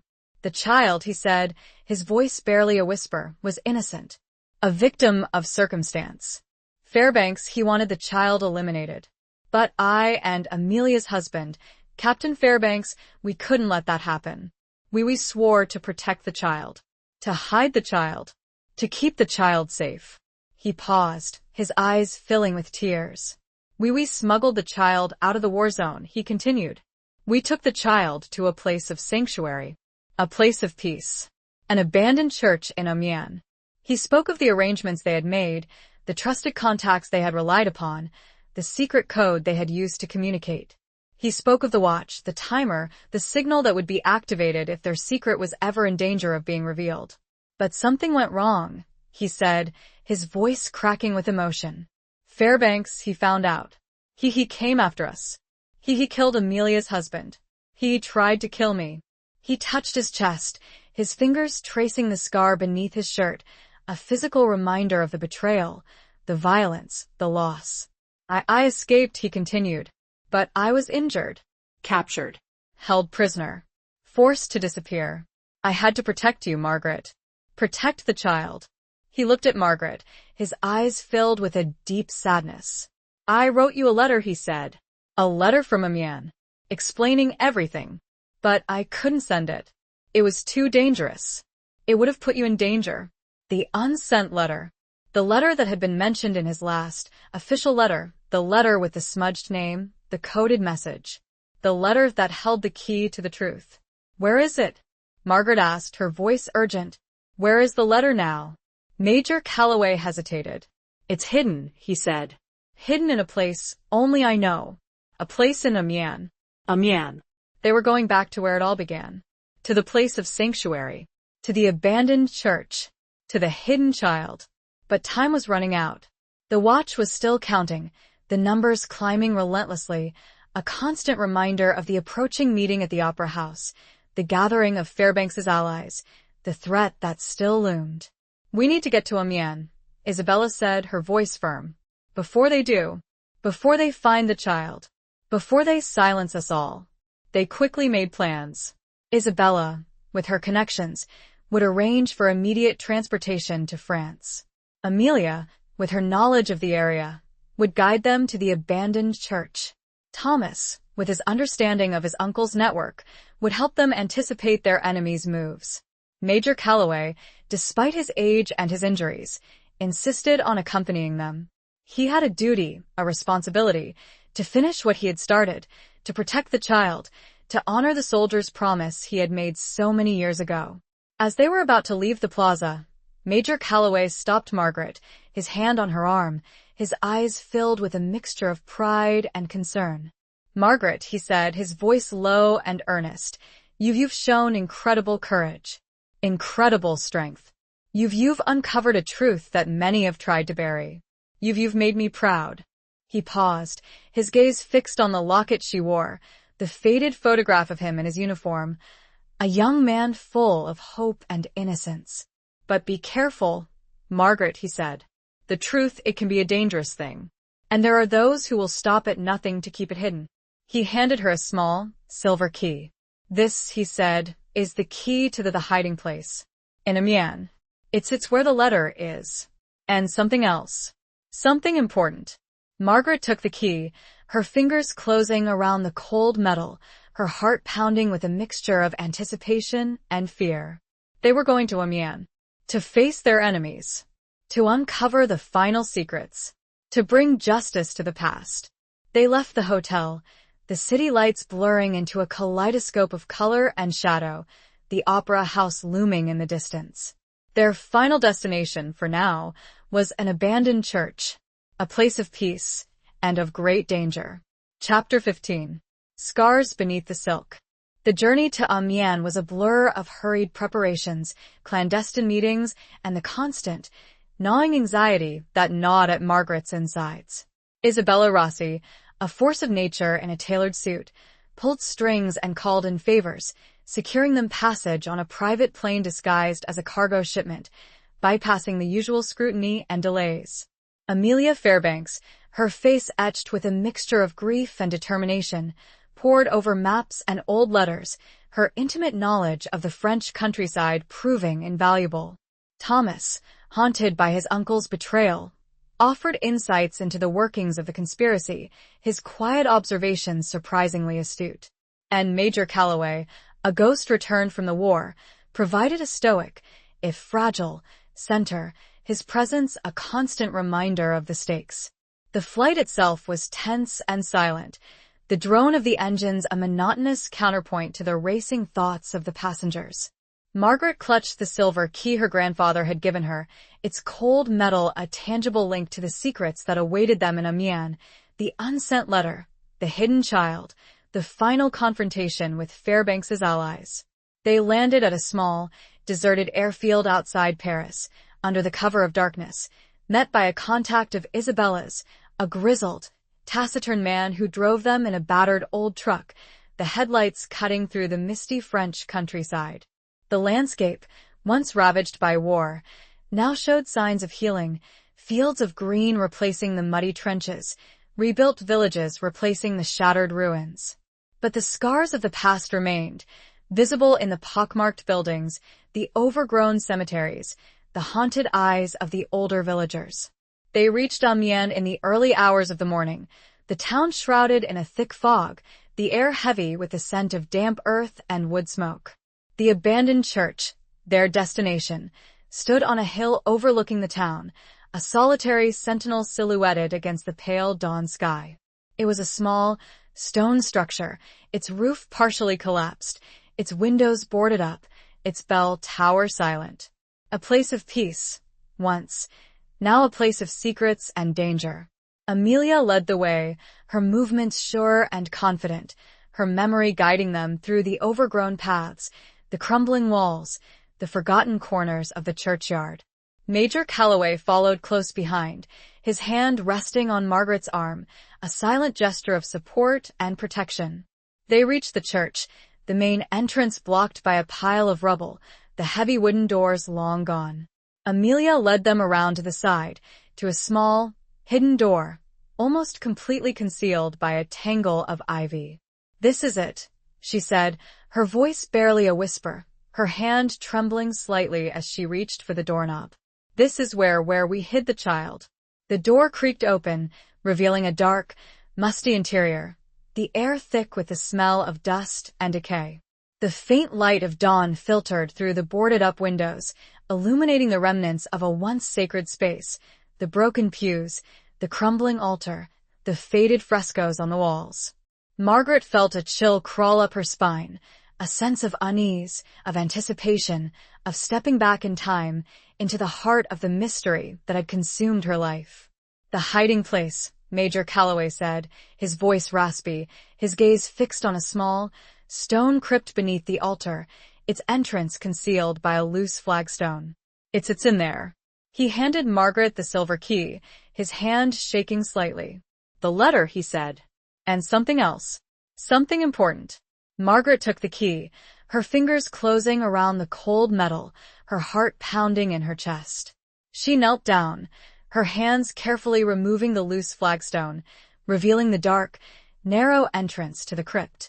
She inserted the key into the lock, the mechanism stiff and rusty from years of disuse. She turned the key, a click echoing in the silent church, and the heavy stone door of the crypt swung open. Inside, she found a small wooden box, similar to the ones that had contained the cipher machine and the list of locations. She lifted the box, her hands trembling, and opened it. Inside, she found the unsent letter, its paper yellowed and brittle with age, her grandfather's familiar handwriting bringing a lump to her throat. She carefully unfolded the letter, her eyes scanning the words, the secrets, the truth that had been hidden for so long. But as she read the letter, her eyes widened in surprise, in disbelief, in a sudden, chilling realization. The letter wasn't just about the hidden child, the conspiracy, the betrayal. It was about her. "My dearest Margaret," the letter began, "if you are reading this, it means I am gone. It means the worst has happened. It means the secret I have kept for so long must now be revealed. There are things you don't know about your past, Margaret. Things I couldn't tell you. Things that would have put you in danger. You are not who you think you are. You are not my biological granddaughter." Margaret felt a wave of dizziness wash over her, the words on the page blurring before her eyes. What was he saying? What was the truth? "You were born in France," the letter contained, "during the war. Your mother was a French woman.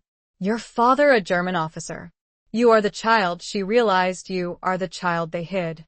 The words sank into her, with agonizing slowness, as she realized that it was her silk dress, from her time as a nurse in Amiens, that bore the scars, not from battle, but from a hidden past.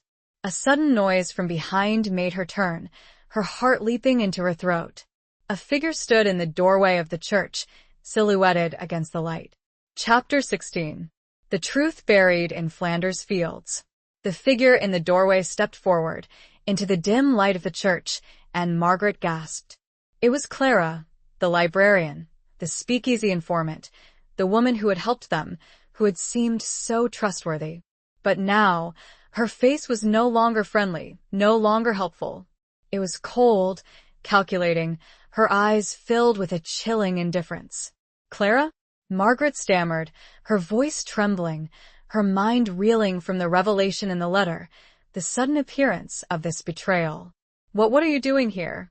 Clara smiled, a cruel, predatory smile that sent a shiver down Margaret's spine. "I think you know Miss Calloway," she said, her voice smooth and silky, but laced with a deadly menace. "Or should I say Mademoiselle Dubois?" The name, the French name, the name that was on the unsent letter, hung in the air like a poisonous cloud. Clara knew. She knew the truth. She knew who Margaret really was. "You're one of them," Margaret said, her voice barely a whisper, her hand instinctively moving to the canvas bag, where she had placed the other files, the evidence they had gathered. "One of Fairbanks's allies." Clara nodded slowly, her smile widening. "Indeed," she said.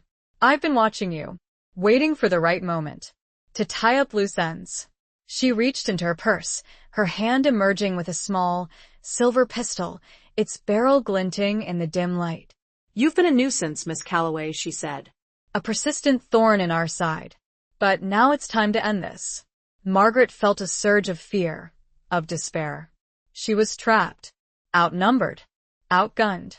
She had come so far, uncovered so many secrets, only to be betrayed at the last moment by someone she had trusted. But she also felt a surge of anger, of defiance. She wouldn't give up. She wouldn't let Clara win. She wouldn't let Fairbanks's allies silence the truth. "You won't get away with this," Margaret said, her voice shaking, but her eyes locked on Clara's. "The truth, it will come out. Isabella Rossi, she knows everything. The police, they're on their way." Clara laughed, a harsh, mocking sound that echoed in the silent church. "Isabella Rossi?" she scoffed. "A naive journalist. Easily manipulated. The police? Corrupt. In our pocket. You have no one, Miss Calloway. No one but us." She raised the pistol, her finger tightening on the trigger. "Goodbye, Mademoiselle Dubois," she said. "It's time to return to the shadows." But before she could fire, a figure stepped in front of Margaret, shielding her from the deadly weapon. Major Calloway. Her grandfather. Not by blood, but by choice, by love, by a shared history, a shared purpose. "No," he said, his voice firm, his eyes filled with a fierce determination. "You won't hurt her." Clara's eyes widened in surprise, a flicker of fear crossing her face. She hadn't expected this. She hadn't expected the old soldier, the ghost from the past, to stand in her way. "Get out of the way, old man," she said, her voice trembling slightly. "This doesn't concern you." Major Calloway shook his head. "It does concern me," he said. She's family. And I swore to protect her." He reached into his pocket, his hand emerging with his own weapon, a rusty old revolver, a relic from the war. He pointed it at Clara, his aim steady, despite his age, despite his injuries. "Drop the gun, Clara," he said, "or I swear I'll shoot." A tense standoff ensued, the two figures facing each other, their weapons drawn, their eyes locked in a deadly battle of wills. The silence in the church was broken only by the sound of their ragged breathing, the faint ticking of the watch in Margaret's pocket, a constant reminder of the approaching deadline. Suddenly, another figure emerged from the shadows. Amelia Fairbanks. She had been hiding, waiting for an opportunity, her own weapon concealed beneath her coat. "Clara," she said, her voice firm, her eyes filled with a cold fury. "It's over. We know everything. About Fairbanks. About the conspiracy. About the child." Clara's eyes darted between Amelia and Major Calloway, her confidence faltering, her carefully constructed facade crumbling. She was outnumbered. Outmaneuvered. You don't understand," she stammered. They'll kill me. They'll kill all of us." "Who?" Amelia demanded. "Who are they?" Clara hesitated, her eyes flickering towards the entrance of the church, as if expecting something, to appear. "The circle," she whispered. "The circle of shadows. They're everywhere. They control everything. The circle of shadows. A new name. A new layer to the conspiracy. A secret society, pulling the strings, manipulating events, silencing the truth." Before Clara could say anything more, a shot rang out. Not from Major Calloway's gun, not from Amelia's, but from somewhere else. From outside the church. Clara gasped, her eyes widening in surprise, her hand dropping to her chest, a crimson stain spreading across her dress. She staggered backwards, collapsing to the floor, her body lifeless, her eyes staring up at the ceiling, a look of disbelief frozen on her face. Standing in the doorway of the church, silhouetted against the morning sky, was a figure holding a smoking rifle. A figure Margaret recognized. Thomas. He had followed them. He had been watching, waiting, protecting. He had saved them. But at what cost? He had killed Clara. He had crossed a line. He had become like his uncle. He lowered his gun and turned away. He could not meet their eyes. Chapter 17. A race against the rising numbers. The echo of the gunshot reverberated through the ancient church, a stark punctuation mark on the already fraught silence. Thomas stood frozen in the doorway, the rifle still clutched in his hand, his face a mask of conflicting emotions, shock, regret, and a chilling, unsettling determination. He had saved them, yes, but the price, the moral weight of taking a life, was etched upon his young features.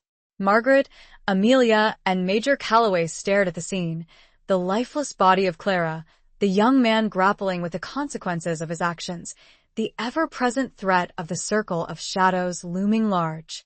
The immediate danger was neutralized, but the larger conspiracy remained, a hydra-headed monster that seemed to regenerate with every blow they landed. "Thomas," Amelia said softly, her voice filled with a mixture of gratitude and concern, her hand reaching out to her son, but stopping short, hesitant to touch him, to intrude upon his internal struggle.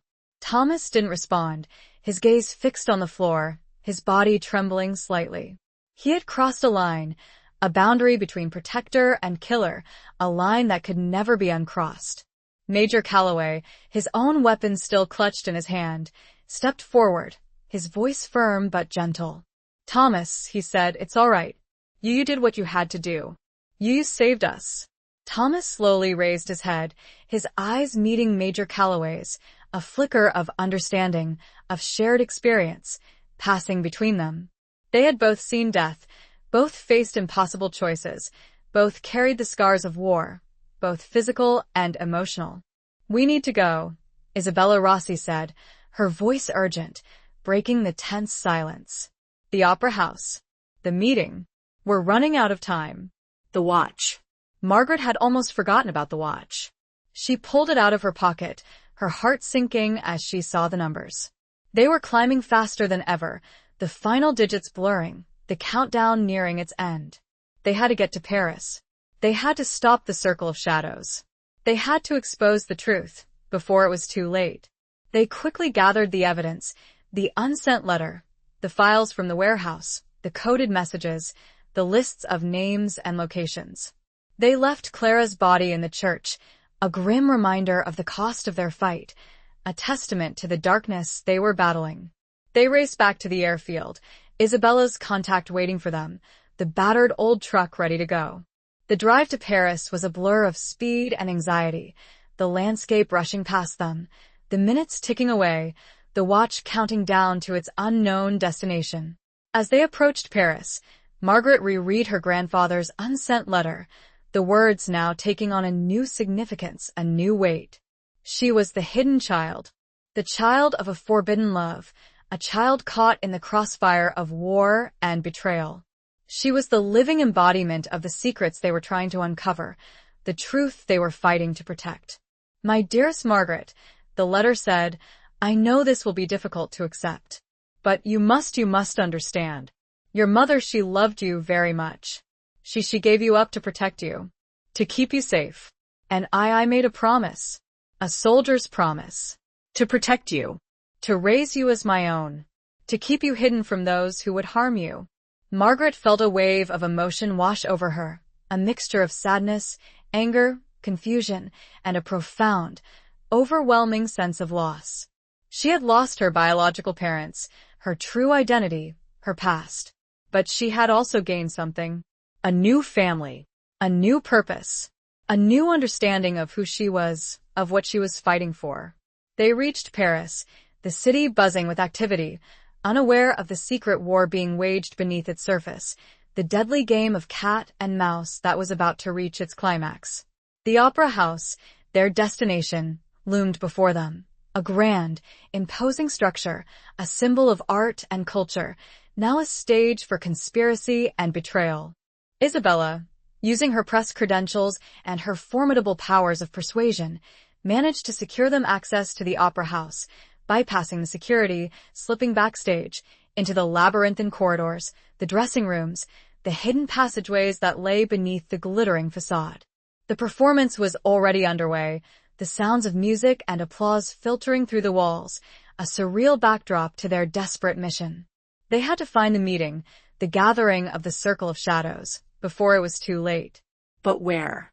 The Opera House was a maze, a complex network of rooms and corridors, a perfect hiding place for a secret society.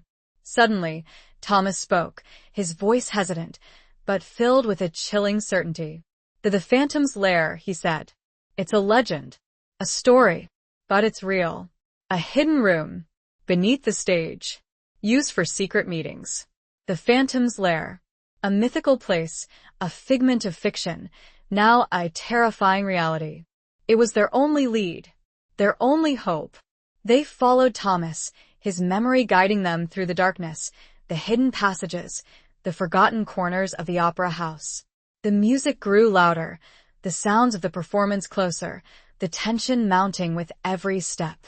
They reached a dead end, a blank wall, seemingly impenetrable. But Thomas, his fingers tracing the stones, found a hidden lever, a secret mechanism. He pulled the lever, and a section of the wall slid open, revealing a dark, narrow staircase, leading down into the depths of the opera house. The Phantom's Lair.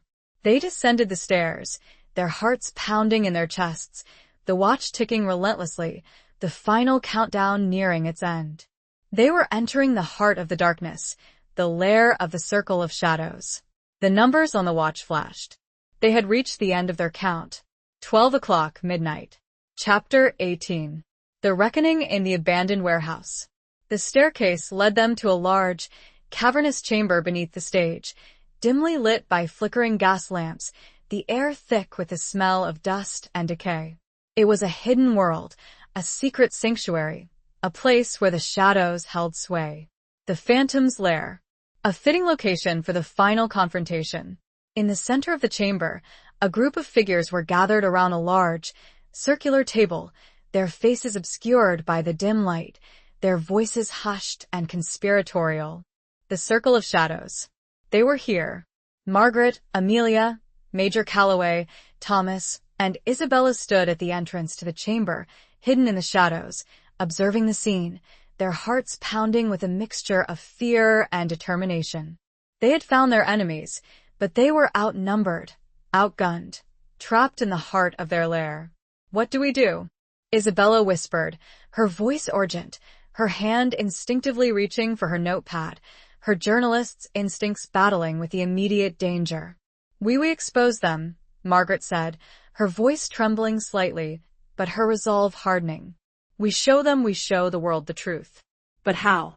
They couldn't simply walk in there, confront them, accuse them.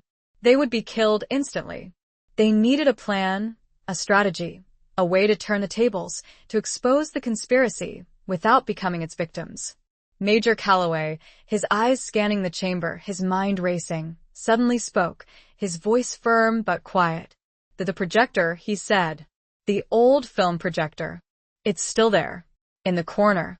He pointed to a dusty, cobweb-covered projector, standing on a small platform in a corner of the chamber, a relic from a bygone era. An idea, a desperate gamble, began to form in his mind. The files, he said. From the warehouse. The images. The photographs. The evidence. We can project them. Onto the wall. Expose them to everyone. It was a risky plan, a long shot, but it was their only hope. They had to get to the projector, load the film, turn it on, before the Circle of Shadows realized what was happening. Margaret, her heart pounding in her chest, nodded. "I'll do it," she said. I'll get to the projector." She slipped away from the group, moving silently through the shadows, her senses on high alert, her eyes fixed on the projector, her mind racing. She had to be quick, be quiet, be invisible. She reached the projector, her hands trembling as she began to examine it, searching for the film reel, the controls, the power switch. It was old, dusty, but surprisingly intact. She found the film reel, a small, metal canister containing the images from the warehouse files, the photographs of Fairbanks and his allies, the evidence of their crimes. She carefully loaded the film into the projector, her fingers fumbling with the delicate mechanism. She found the power switch, her hand hovering over it, hesitating for a moment, knowing that once she turned it on, there would be no turning back. She would be exposing the Circle of Shadows, but she would also be exposing herself, putting herself in mortal danger. She took a deep breath, her eyes fixed on the figures gathered around the table, their faces still obscured by the shadows, their voices hushed and conspiratorial. She had to do this. For her grandfather. For Amelia. For Thomas. For all the victims of the conspiracy. For the truth. She flipped the switch. The projector whirred to life, a beam of light cutting through the darkness, projecting the images onto the wall, large and clear, for everyone to see. The faces of Fairbanks and his allies, their names, Their dates, their locations, their crimes flashed across the wall, a damning indictment of their treachery, their corruption, their betrayal. The figures around the table gasped, their heads snapping up, their eyes widening in shock, in disbelief, in horror. They had been exposed. Their secrets revealed. Their carefully constructed world crumbling around them. Chaos erupted. Shouts, accusations, denials, the sound of chairs scraping against the floor, the figures scrambling to escape, to hide, to silence the truth. But it was too late. The images continued to flash across the wall, a relentless stream of evidence, a damning testament to their guilt. Margaret stood by the projector, her body trembling, her heart pounding, her eyes fixed on the scene unfolding before her. She had done it. She had exposed the Circle of Shadows. But the fight wasn't over. The members of the Circle, desperate, cornered, were turning violent, lashing out, seeking revenge. A figure emerged from the chaos, a tall, imposing man, his face contorted with rage, his hand reaching for a weapon. He was the leader of the Circle, the mastermind behind the conspiracy, the man who had ordered Margaret's death. He lunged towards Margaret, his weapon raised, his eyes filled with a deadly intent. But before he could reach her, another figure stepped in front of him, blocking his path. Major Calloway, her grandfather. He had come to protect her, one last time. They struggled, the two men grappling for control of the weapon, their bodies locked in a desperate embrace. A shot rang out, echoing through the chamber, silencing the chaos. Both men fell to the ground. Margaret rushed to her grandfather's side, her heart filled with a crushing fear. He was lying still, his eyes closed, a crimson stain spreading across his chest. "Grandfather," she cried, her voice cracking with emotion, her hands desperately searching for a pulse, for a sign of life. But it was too late. He was gone. He had sacrificed himself to save her, to protect the truth, to honor the soldier's promise he had made so many years ago. Margaret wept, her tears falling onto her grandfather's lifeless face, her grief overwhelming, her loss profound. She had found him, only to lose him again forever. But amidst her grief, she also felt a surge of anger, of determination. She wouldn't let his sacrifice be in vain. She would finish what he had started. She would bring justice to the Circle of Shadows. Suddenly, sirens wailed in the distance, growing closer, louder. The police. Isabella Rossi had called them, alerted them to the meeting, guided them to the opera house. The remaining members of the Circle, realizing they were trapped, surrendered, their faces pale, their eyes filled with fear. The conspiracy was over. The truth had prevailed. But as the police led the conspirators away, as the chaos subsided, as the sirens faded into the distance, Margaret noticed something. Something on the floor, near where her grandfather had fallen. It was the watch. Her grandfather's pocket watch. The watch that had started counting up, the watch that had guided them, warned them, led them to this moment. The watch had stopped. The numbers frozen. At 12:01. 1 minute past midnight. 1 minute into a new day. The warehouse where it all began. The reckoning had not been here. Chapter 19. The Cost of Keeping Secrets.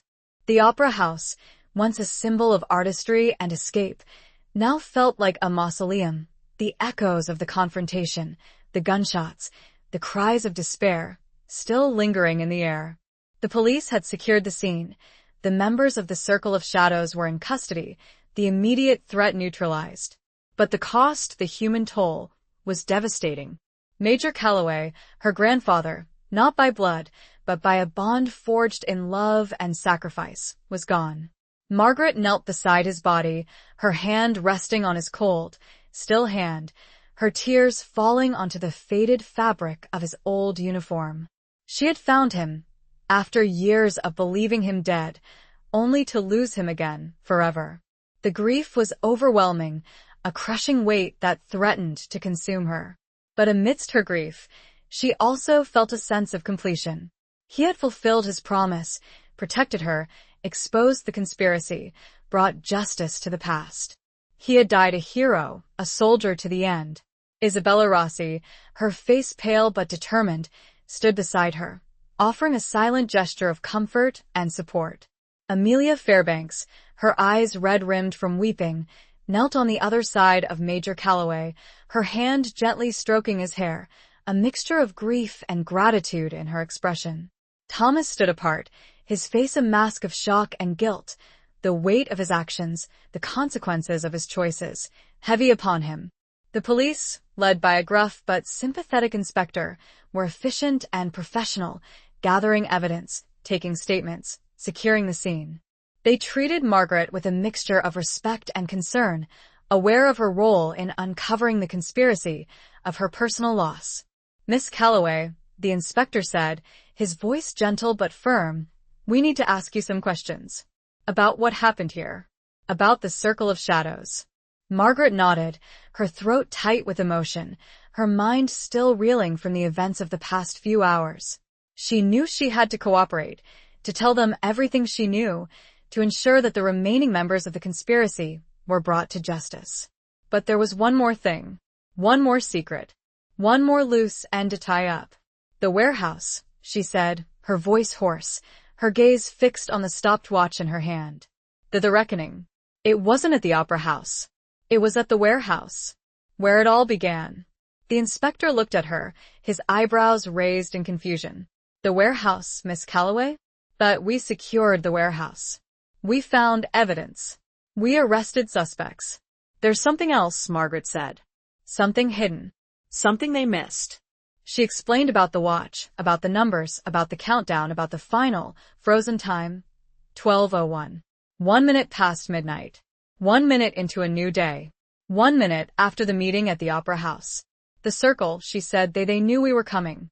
They used the Opera House as a decoy. A distraction. The real reckoning was somewhere else. The inspector, initially skeptical, listened intently, his eyes narrowing as he began to understand the implications of her words. He had seen the evidence, the files, the photographs, the lists of names.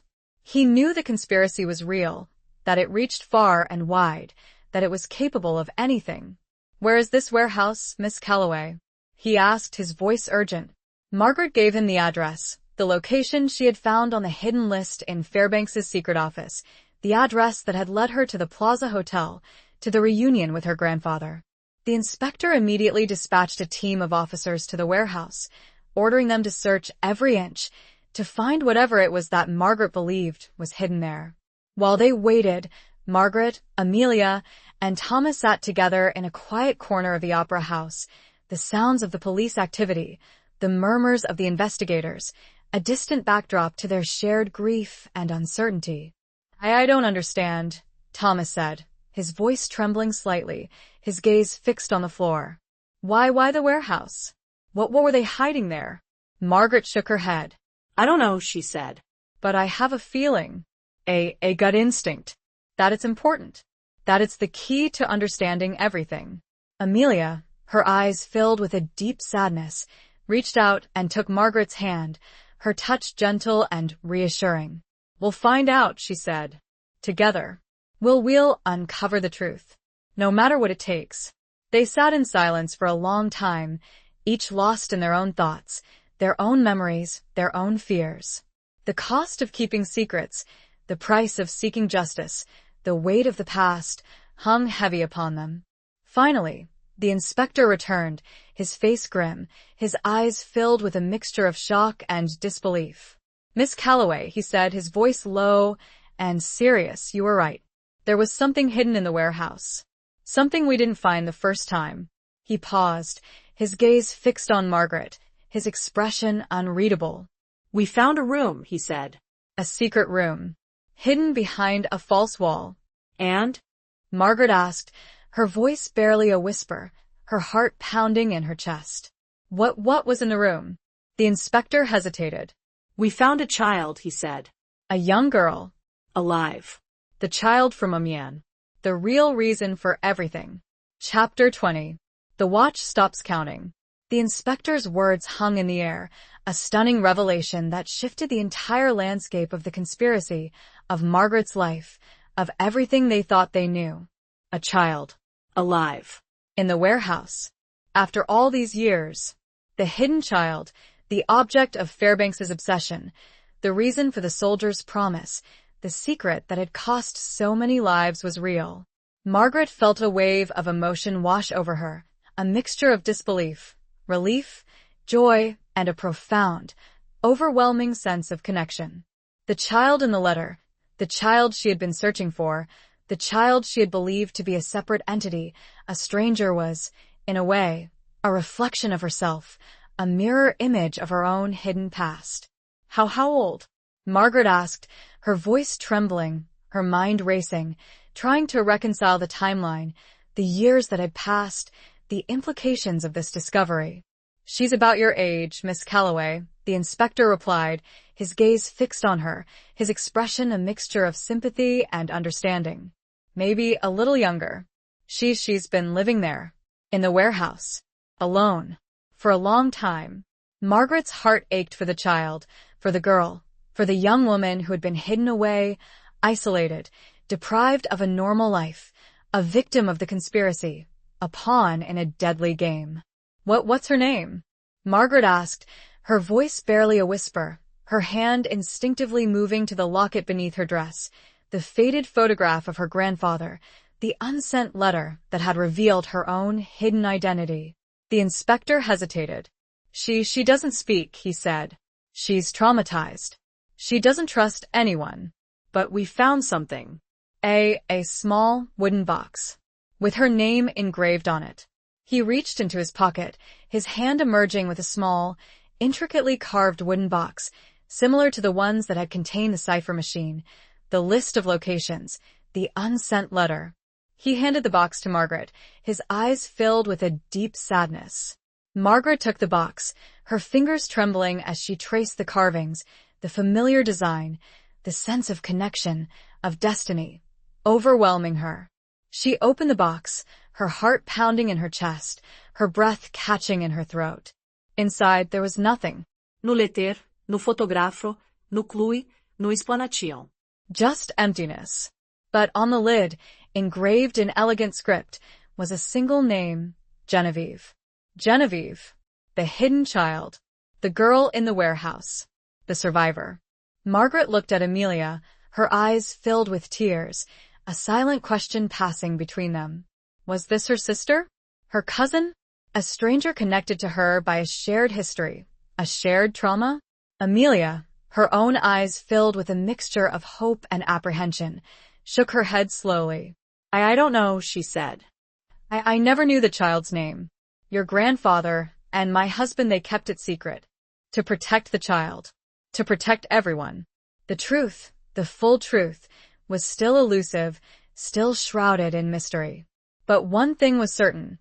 Genevieve was alive. And she needed them. We need to see her, Margaret said, her voice firm, her resolve hardening. We need to help her. We need to tell her the truth. The inspector nodded. She's at the hospital, he said. Under police protection. She's safe. For now. They left the opera house, the scene of the final confrontation, the place where her grandfather had sacrificed his life, the place where the conspiracy had been exposed. They left behind the chaos, the grief, the lingering shadows, and stepped out into the dawn, a new day breaking over Paris, a new chapter beginning in their lives. They drove to the hospital, the sirens silent, the streets quiet, the city slowly awakening from its slumber. Margaret clutched the wooden box in her hand, the name Genevieve engraved upon it, a tangible link to the hidden child, to the future, to the hope that remained. They reached the hospital, a sterile, impersonal building, filled with the sounds of suffering and healing, the smells of antiseptic and despair. They were led to a private room, guarded by 2 police officers, a silent testament to the danger that still lurked, the threat that still remained. Margaret entered the room, her heart pounding in her chest, her breath catching in her throat. She saw her. Genevieve. She was sitting on the bed, her back to the door, her body curled into a fetal position, her head buried in her knees. She was small, fragile, her clothes ragged and dirty, her hair matted and unkempt. She looked lost, abandoned, broken. Margaret approached her slowly, cautiously, her movements gentle and deliberate, her voice soft and soothing. "Genevieve?" she said, her voice barely a whisper, her hand reaching out to touch her, but stopping short, hesitant to intrude, to frighten her. Genevieve didn't respond, didn't move, didn't acknowledge her presence. She remained huddled on the bed, her body trembling slightly, her silence deafening. Margaret tried again, speaking in French, the language of her birth, the language of her mother, the language that might reach through the walls of trauma, the barriers of fear. "Genevieve," she said, her voice filled with compassion, with understanding, with a shared history, a shared pain. Je m'appelle Margaret. Je suis ta sœur. "My name is Margaret. I am your sister." Genevieve slowly raised her head, her eyes meeting Margaret's, her gaze filled with a mixture of confusion, suspicion, and a flicker of hope. She looked at Margaret, really looked at her eyes searching her face, her features, her soul. And then she spoke. A single word, whispered in a voice that was hoarse and fragile, but filled with a profound, overwhelming emotion. "Margaret?" Margaret nodded, her tears flowing freely now, her heart overflowing with love, with relief, with a sense of coming home. "Yes," she said, her voice cracking with emotion. "Yes, Genevieve. It's me. It's Margaret." Genevieve reached out her hand, her fingers trembling as they touched Margaret's, a connection made, a bond forged, a family reunited. The watch. Margaret had almost forgotten about the watch. She pulled it out of her pocket, her eyes widening in surprise. The watch had stopped counting, the numbers frozen, at 12:01. But the hands were moving again. Slowly, steadily, marking time. In the normal way. The countdown was over. The secret was revealed. The truth had prevailed. The watch had done its job. And Genevieve gently took Margaret's hand. The watch was no longer needed. Epilogue. Epilogue. The years that followed were a tapestry of healing, discovery, and the slow, painstaking process of rebuilding shattered lives. Genevieve, with the unwavering support of Margaret and Amelia, gradually emerged from the shadows of her traumatic past, her spirit blossoming, her voice returning, her trust slowly rebuilding. She learned to speak again, first in hesitant whispers, then in confident sentences, her words a testament to her resilience, her courage, her indomitable spirit. She discovered a talent for art, for painting, for expressing her emotions, her memories, her experiences on canvas, her brushstrokes of vibrant language that transcended the limitations of words. Her paintings, filled with color and light and shadow, told a story of survival, of hope, of the enduring power of the human spirit. Margaret and Genevieve, bound by a shared history, a shared trauma, a shared bloodline, forged a deep and lasting bond, a sisterhood that transcended the years of separation, the secrets, the lies.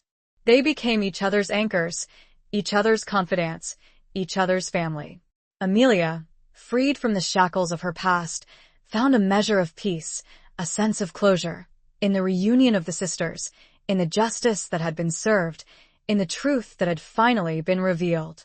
She devoted her life to helping others, to supporting victims of trauma, to advocating for peace, her own experiences a powerful testament to the enduring cost of war, the enduring need for compassion.